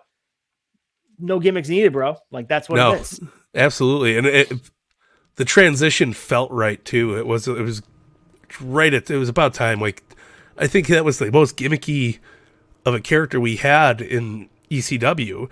You know, it was this Tasmaniac, and like he comes out looking like a gang affiliated Fred Flintstone, and you're like, what the fuck is going on here? You know, and it's like seeing him go from that to, you know, the iconic black singlet, you know, just muscled up, throwing people around the ring. Obviously, it worked so damn well, and I think this segment, because I'm not even going to call it a match, earlier in the night with Taz taking on the Oriental Express, was a nice step in the direction of change of character. Like, he literally came out there and just threw these dudes around for a minute. Match ends, 911 comes out, unnecessarily chokeslamming people. It fits this Taz character, and it's so awesome to watch it mold into that. Fucking love it. So good and so well said on your part. We get the ECW World Champion, the Sandman, defending his title in the first of two matches. The first one's against Cactus Jack. So, as we mentioned earlier, the winner of this match will get Shane Douglas. So, we get an immediate appearance from Sandman, attacking Cactus on the floor and beats him with a chair. Cactus throws him with a guardrail and cannonballs on him. They fight through the crowd. It seems more like a TV-minded type of match than more of a supercard, where they're kind of functioning on that they're going to build in for TV commercials. But, you know, they were fighting through the crowd, which was something we saw in the newsletter, that some of these places in Florida, and obviously this is in Philly, so it doesn't really apply, but they're doing it less and less. If you're noticing, like, they are going out of the ring and then going back. And I think they're becoming cognizant that if they want to tour different places and be in different states, they have to abide by different rules and change up some of their styles of how they work matches, and they want to get used to it, because, you know, now with a rabid core audience that shows up every month, you have people that are familiar with this here in Philly. But when you're going to Florida and, like, maybe they're not, and even if fans sort of understand that there's weapons that can be used, but maybe someone oversteps the line. And I know that sort of polices itself, where, you know, a guy like Sandman's definitely going to handle himself, and Cactus is going to handle himself with whatever fan throws anything his way. Just worries me, though, because when you set that bar high where everything seems like it's not off limits, there seems like that could be dangerous to be out there in the crowd. I don't know if were you thinking of that when you watched this happen? Oh yeah, I mean, we were at the time. There's the LA riots. You know, there's a lot of hostility in America in the 90s. You know, a lot, and I think that's why not only the fans took a very big liking to ECW, but I also think that's where they got a lot of their frustrations out in a healthy manner. But I mean, an accident or a mishap, a moment away, especially. This is before hyped security. I used to be able to walk into concerts in the late 90s, you know, smoking cigarettes, do whatever. And, you know, so much change. Now you get checked at the door. Before you could have came in with whatever object you wanted. Nobody would have bat an eye at you. Now you can't even bring selfie sticks into Disney. You know, there's so much changed, and heightened security nowadays. And I mean, the concern for the crowds getting rambunctious and, you know, making whatever, you know, an incident happening, it's very well there. It could absolutely happen. Thankfully, it never did. So looking at some more of fan interaction, you mentioned fans and bringing stuff into the arena. Well, there was a girl, probably not part of the show, threw a bucket in the ring, had barbed wire inside of it, and Cactus wrapped the barbed wire around his arm and dropped an elbow off the apron on Sandman. So with that same thought that you were just talking about before, that means that that girl traveled wherever she was going, whether it be by train or by car, with a bucket full of barbed wire, and no one stopped her at the door, which means what else was being brought into these arenas, whether it be, man, I don't know. It just seems a little bit like it's a slippery slope. Like, yeah, it's cool for fan involvement, but when you're allowing them to bring in frying pans and toasters and, you know, some of the nicer things like a plastic dinosaur, it seems like it lends itself to someone who's not fully grasping that this is all a work and you shouldn't be bringing whatever else, whether it be a weapon that can cause more damage than most into the arena. It just seems not well suited to end well. Luckily, like you said before, everyone kind of understood their roles, but it could have went poorly if someone showed up like, hey, I'm bringing this and Cactus is going to use it, damn it. Yeah, and in a heartbeat, it could have took a turn for the worse.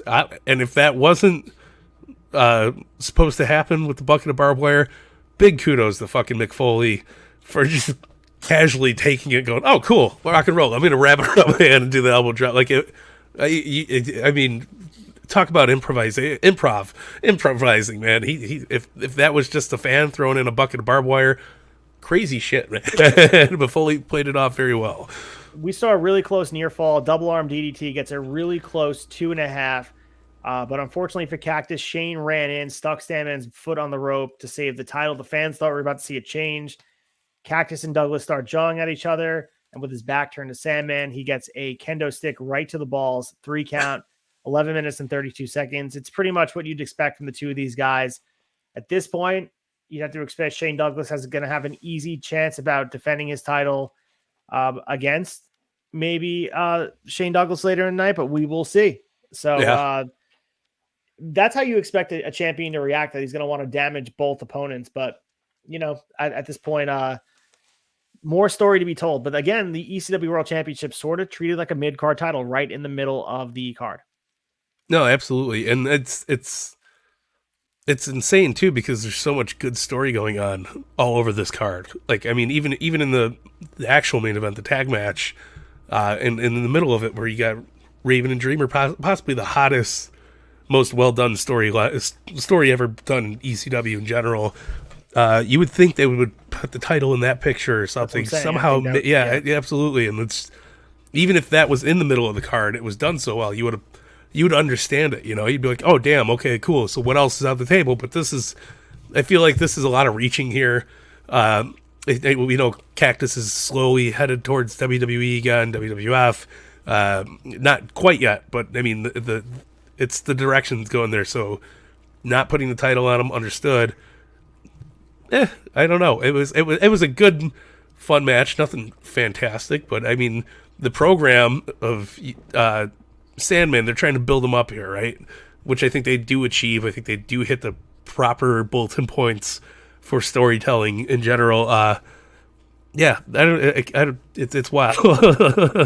So for the live audience, they did see a match in between the second World Championship match, and it was Eddie Guerrero defeating Marty Jannetty. It was supposed to be Eddie Guerrero versus, it was supposed to be Chris Benoit versus Marty Jannetty. Excuse me. Eddie Guerrero already wrestled tonight, but Paul Heyman tapped Eddie on the shoulder and said, "We're going to need you to work another time." Didn't put it on the tape, but they didn't want to let people down. Of course, they probably need a breather match for Sandman in between. Sandman smoking cigarettes and drinking beer. He probably couldn't work 2 matches right away. But yeah, we had Eddie Guerrero defending his championship against Marty Jannetty and was able to retain.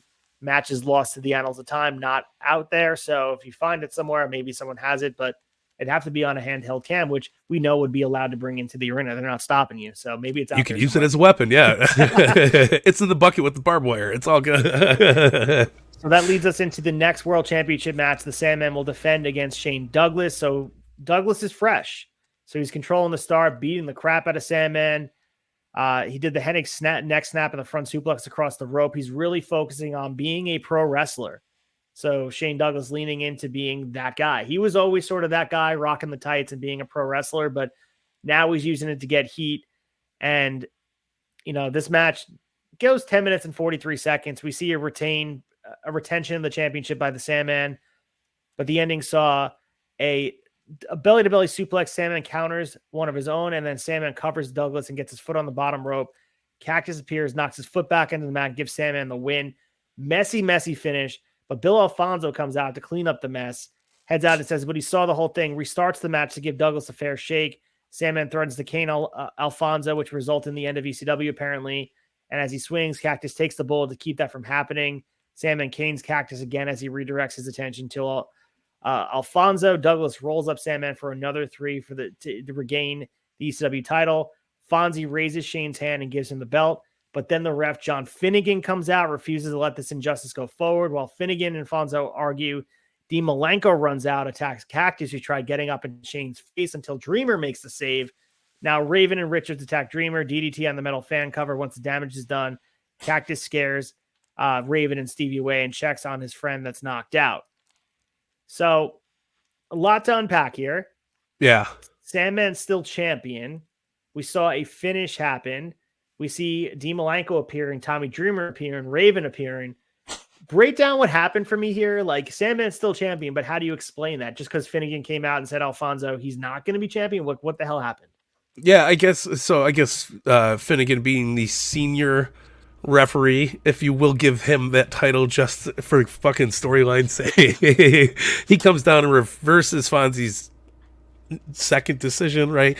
To get the belt back on Sandman, give heat towards Douglas and Fonzie. It is very clusterfucky. This looks like an end of a Nitro, you know. Oh, the NWO God, coming, yes. absolutely. Yep. And we're not even at the main event yet, but we gotta go. So we'll give for the sake of storytelling, I'm going to say Finnegan being the senior referee, Fonzie not necessarily being hired by ECW, has leeway to reverse the decision of Fonzie's restarting of the match, giving the belt back to Sandman. Leave it at that. The rest of it, I don't know what the hell they were doing.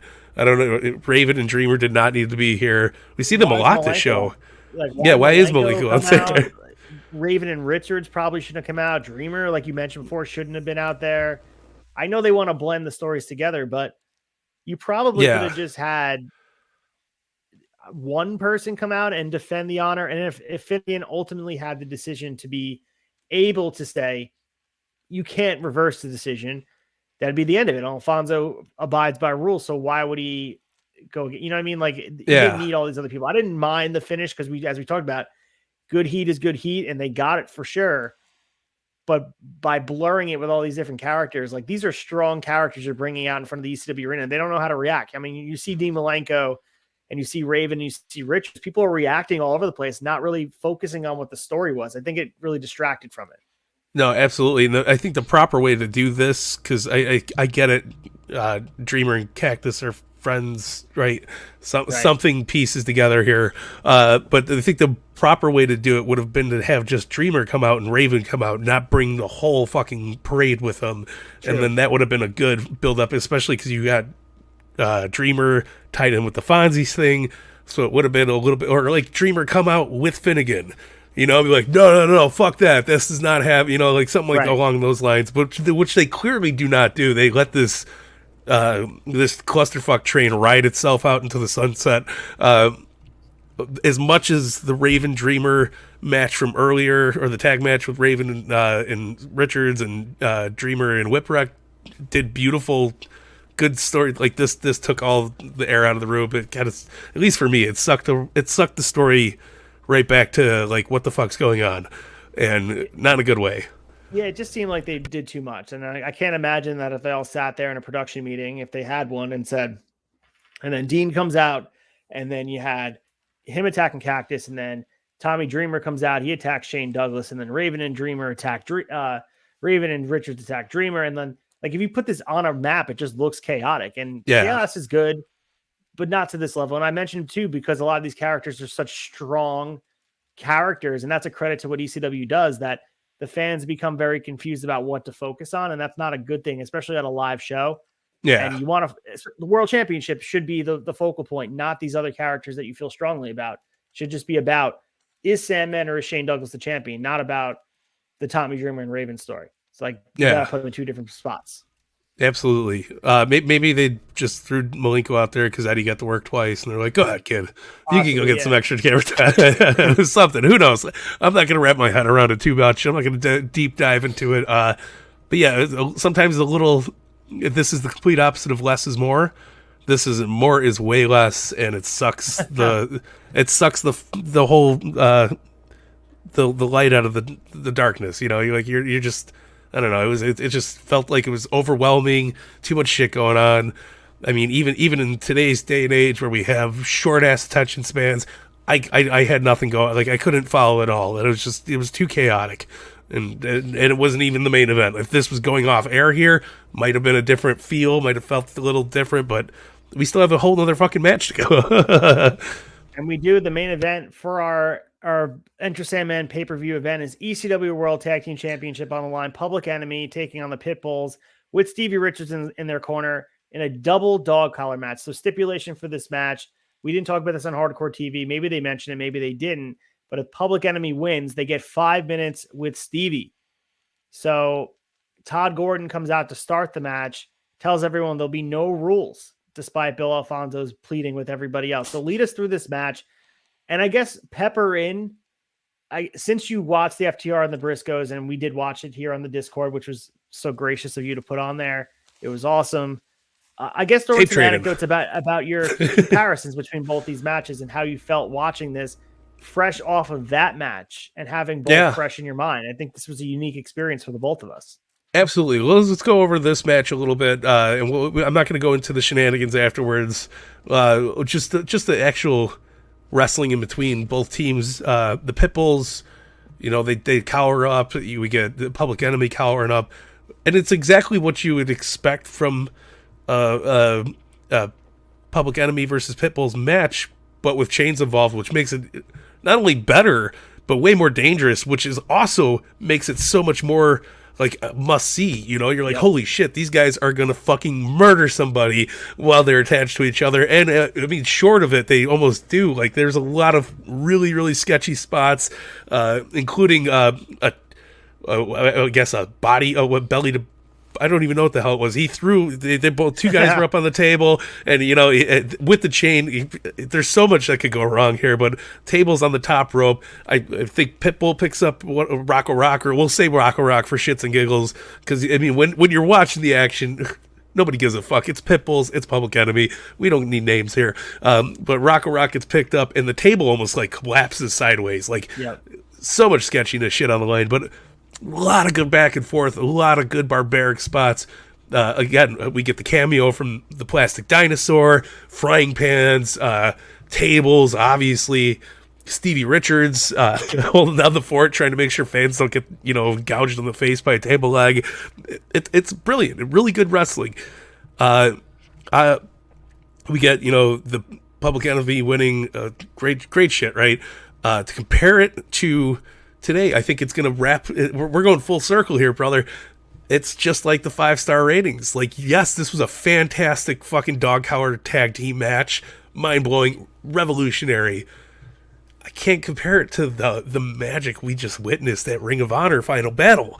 I mean, that was a 5.6789 star match. It was fantastic, and much like this probably was considered in 95.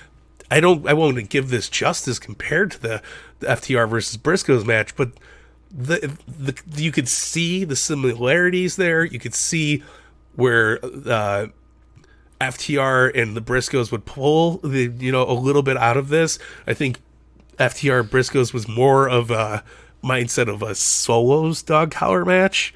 The art of old school dog collar matches. This was more about chaotic tornado whirling, let's take everybody around the arena, beating the piss out of each other. But I mean, you do see the similarities from it. You do see the inspiration on the FTR and them boys, right? So very, very cool to see where it started to where it went, and that's poetic. That's as poetic as it gets, to see the inception of something. And to see, I mean, beyond 20 years removed, where it led to and what it does and how it inspired these four guys to come out there and do a dog collar match. It was beautiful, beautiful shit, right?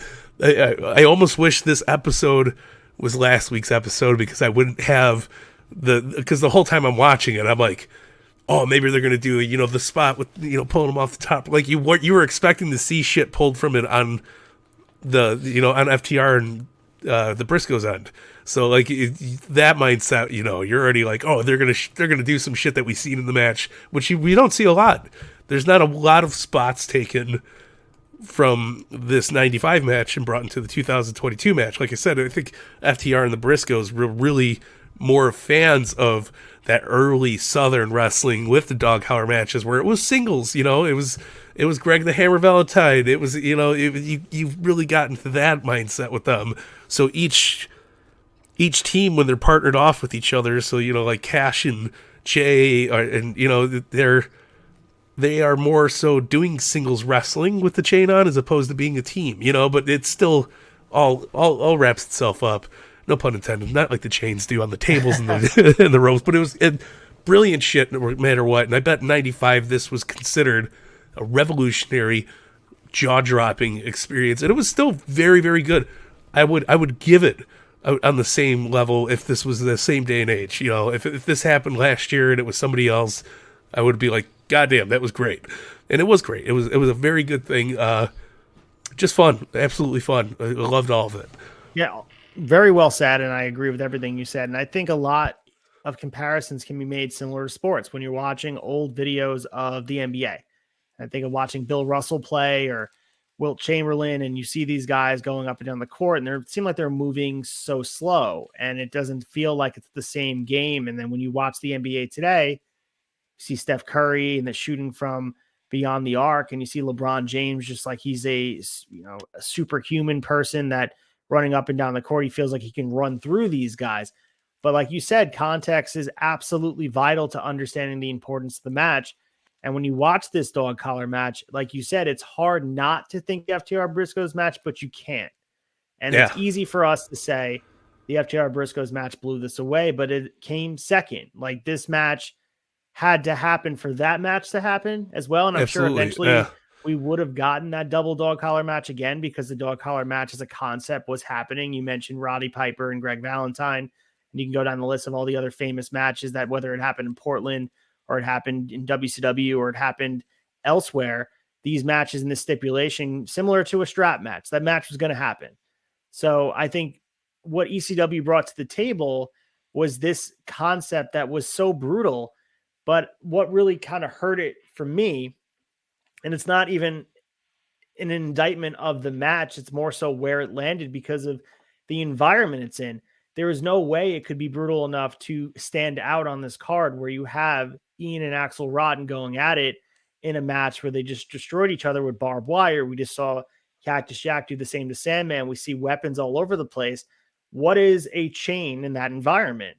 When you watch it for FTR and the Briscoes, the chain's everything because the rest of the card is just, So less is more, I think, and you're right. And I think the athletes today, and nothing against Public Enemy and the Pitbulls, and I'm sure for their time they were moving around the way they could move around, but the guys today, their diets and their athleticism and the way they take wrestling and the way that FTR consumes tape. Like, do you think the Public Enemy and the Pitbulls are watching Roddy Piper and Greg Valentine tape? Absolutely not.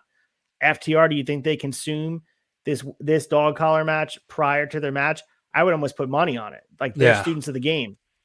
And that's not saying one way is better than the other, but I think FTR has the ability of hindsight to use what happened in the past, and it's to their benefit. Whether Public Enemy and the Pitbulls would have used it, maybe they wouldn't. Maybe they wouldn't. But I think FTR is they're students of the game, and their ability to utilize history to their benefit and redo things. Because if you watch, we always talk about this, WWF owns the libraries of AWA, Smoky Mountain Wrestling, WCCW, WWF, and all down the line, Jim Crockett Promotions, and they're still striving to find stories that resonate with fans when all you have to do is just dig in the annals of Jim Crockett Promotions, go to 1982 and pick whatever the biggest storyline was there and use your characters on TV. And most fans, wouldn't recognize it. And a lot of fans that do would use it like, oh, you're paying homage to something in the history. It's the way to do it. And history is sometimes better when it's repeated and done on top of it. And that's why FTR Briscoe is probably, I can't imagine it being top, but maybe in 25 years, someone would say that match was slow paced and that the guys that did it now, I don't know. But I'm sure people watching this then, they were desensitized to the violence where it just seemed commonplace. So yeah, I agree with you 100%. These guys did their thing. It was entertaining, 16 minutes and 41 seconds. The Public Enemy retained. Respect the Public Enemy. They are earning my respect on a monthly basis here. The ending was confusing, and I know we have about 10 minutes left, but I want to make sure we make it clear about what happened. Yeah. Pitbull number 1 thought the pinfall was intended for him, so he picks up the tag title, starts to celebrate. Unfortunately for him, that was not the case. Public Enemy gets 5 minutes with Richards, and we get all that other stuff going on. He goes for the double noggin knocker. They close on the crap out of him. Grunts hit the slop drop. Richard sets up the drive-by, and Raven shoves Rocco off the top rope to save his friends. The Pitbulls join Raven and Richards to beat up the Public Enemy. They hold Grunge and Rocco for Stevie kicks. As the Pitbulls leave and let Raven and Richard celebrate whatever, this gives Dreamer the perfect opportunity to get his hands on these two. Gets a huge pop, immediately lays out Richards with a chair. This has reached the boiling point. Raven charges Dreamer, and they pound on each other until Richards blasts Dreamer in the back with a chair. And as Raven bashes Dreamer with the chair, drops him with the DDT. Somehow Dreamer gets one over, low blows Raven to make one more comeback. And next thing you know, we get the debut of Luna Vachon in the ring. Gets a decent reaction from the crowd. They recognize who she is because they're smart fans. She beats up Richards, and Dreamer cleans house on Raven. And then we get Beulah standing around, and Dreamer grabs her once again for another pile driver and then makes out with Luna to close the show. God damn it. I love ECW. That was the way they went up there. So the most ECW way to go out. Really cool character of Luna, and she's fresh off that WWF run. Here she is. He looks like $1 million. Yeah, unbelievable. And we're about to see a Luna and Stevie Richards cage match coming down the pike here. And we talked about the history of women's wrestling and what ECW did. We talked about Beulah specifically, but Luna as well, and treating them as equals. And Luna's going to get one over on Stevie many, many times. And this is setting the groundwork for treating women in intergender wrestling as commonplace, as competitors, not just eye candy or sex appeal. It becomes groundbreaking, and it could be looked at as sexist in the moment because of what's going on. But without Luna Vachon and Beulah, there would be no women's revolution. I think they deserve a lot of credit. And some people probably give it to them, but not enough people talk about them. Damn right. All right, let's go to the chaser here, and we're going to talk about our favorite part of Enter Sandman, which is going to be hard to pick because this was a lot of fun to have this conversation.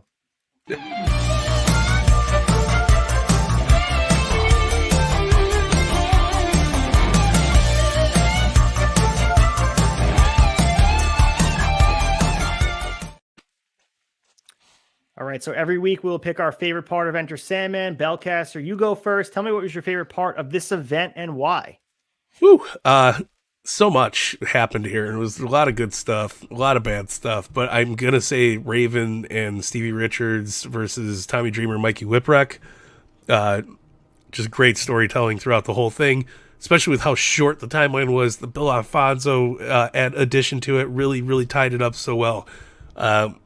That was just a breath of fresh air, especially after that god-awful Axl Rotten and Ian Rotten match. So I'm giving it straight to those guys, man.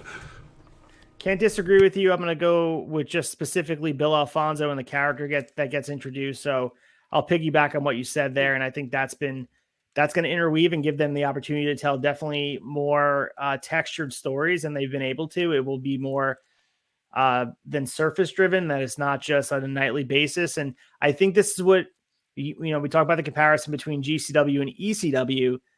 What ECW does on a monthly basis is they have the ability to tie their stories together and build a texture, because there's no other word for it. Just build layers of having something to look forward to. And I think too much of what GCW does, as much as they are, and there's some shows that they had this year that are up there as far as my events of the year. I mean, you can go back to the Liverpool show and shows in Detroit at Harpo's, and even the shows at WrestleMania weekend. They crushed it. But what they're missing is these stories that kind of extend and build layers and tie different stories together, because very rarely on a GCW show are you seeing the main event and the mid card and the world title and the TV title and the tag titles kind of tied together seamlessly.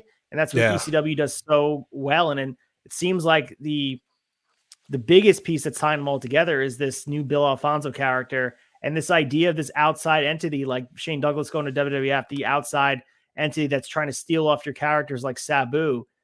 It feels like they're really leaning into being the underdog and understanding that the real heel is the other companies trying to steal the talent. And Bill Alfonso's right there representing, oh, you guys don't like WCW? Oh, well, I used to work there and I'm going to enforce the rules that it used to be, like it should be.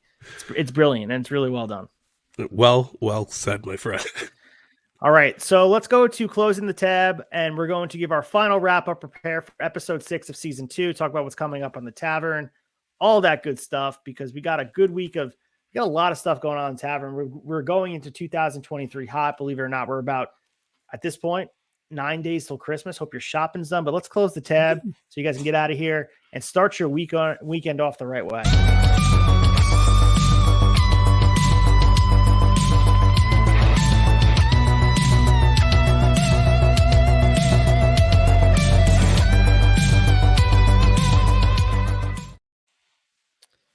All right, next week's show is episode 6 of season 2. It's going to be airing a day before Christmas Eve, 12/23/22. You can call it Christmas Eve. We're going to be covering ECW barbed wire hoodies and chokeslams 1995 from June 17th, 1995. Our main event will be Cactus Jack and Sandman in a barbed wire match for the ECW Championship. We're going to get New Jack's debut and the debut of New Taz. So much to break down. I have the graphic to actually show you guys. A beautiful, beautiful graphic. I included Luna in there too because she's such a beautiful human being. Want to make sure she's in there. Barbed wire hoodies and chokeslams. A little Christmas spirit on there. Some good stuff for ECW. So that's what's coming up down the pike. We have other good stuff. And like I said, 13 episodes in ECW to cover. Episode 6, the season's flying by. But don't worry, we're going to be coming back to season 3, talking about WWF 1998. So a lot on the horizon here for Shot of Nostalgia. We're not going anywhere.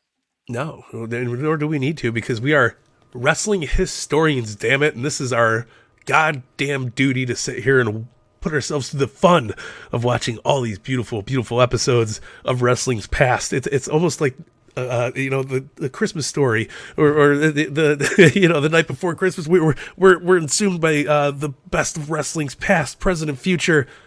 It's a blast, man. I would never expected it to be this fun. I'm enjoying the shit out of it. I can't wait for more. Man, stay tuned to the Tavern. Follow the Tavern, theturnbuckletavern.com. You guys know the drill. I'm not going to sit back and show because as our good friends on the WCW commentary team say, we're almost out of time, but theturnbuckletavern.com. Like, subscribe, follow, share, go buy some merch. It's the Christmas season. Go give yourselves and your friends the gifts of some Turnbuckle Tavern t-shirts, a mug with Tom's mug on it. Thank him for all the tape trading that he's done to get us here in 1995 ECW. It's good shit. Yeah, so and you guys got Fig Night coming up this week. Anything that you guys want to talk about? Anything planned on Tuesday?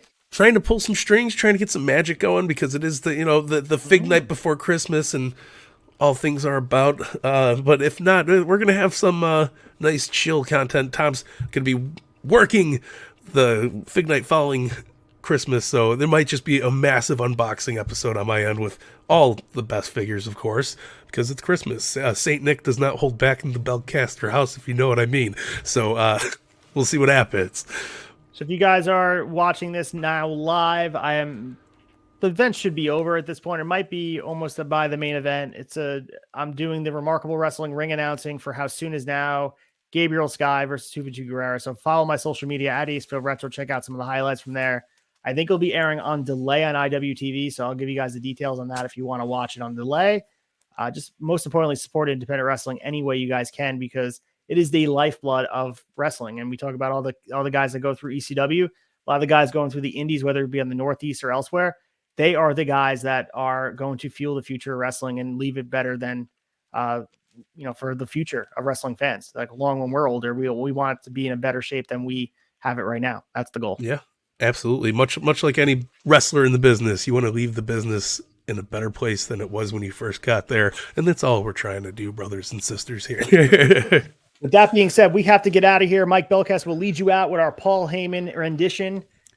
Bury Sabu, bury him. Yeah, bury Sabu, that prick. He doesn't respect the fans. He doesn't care about you or the hard-earned money that you paid to come see him. We're gonna send him back to New Japan, and he can stay there with that sinking ship. I'm over it. We're done. Fuck Sabu, and we are out of here.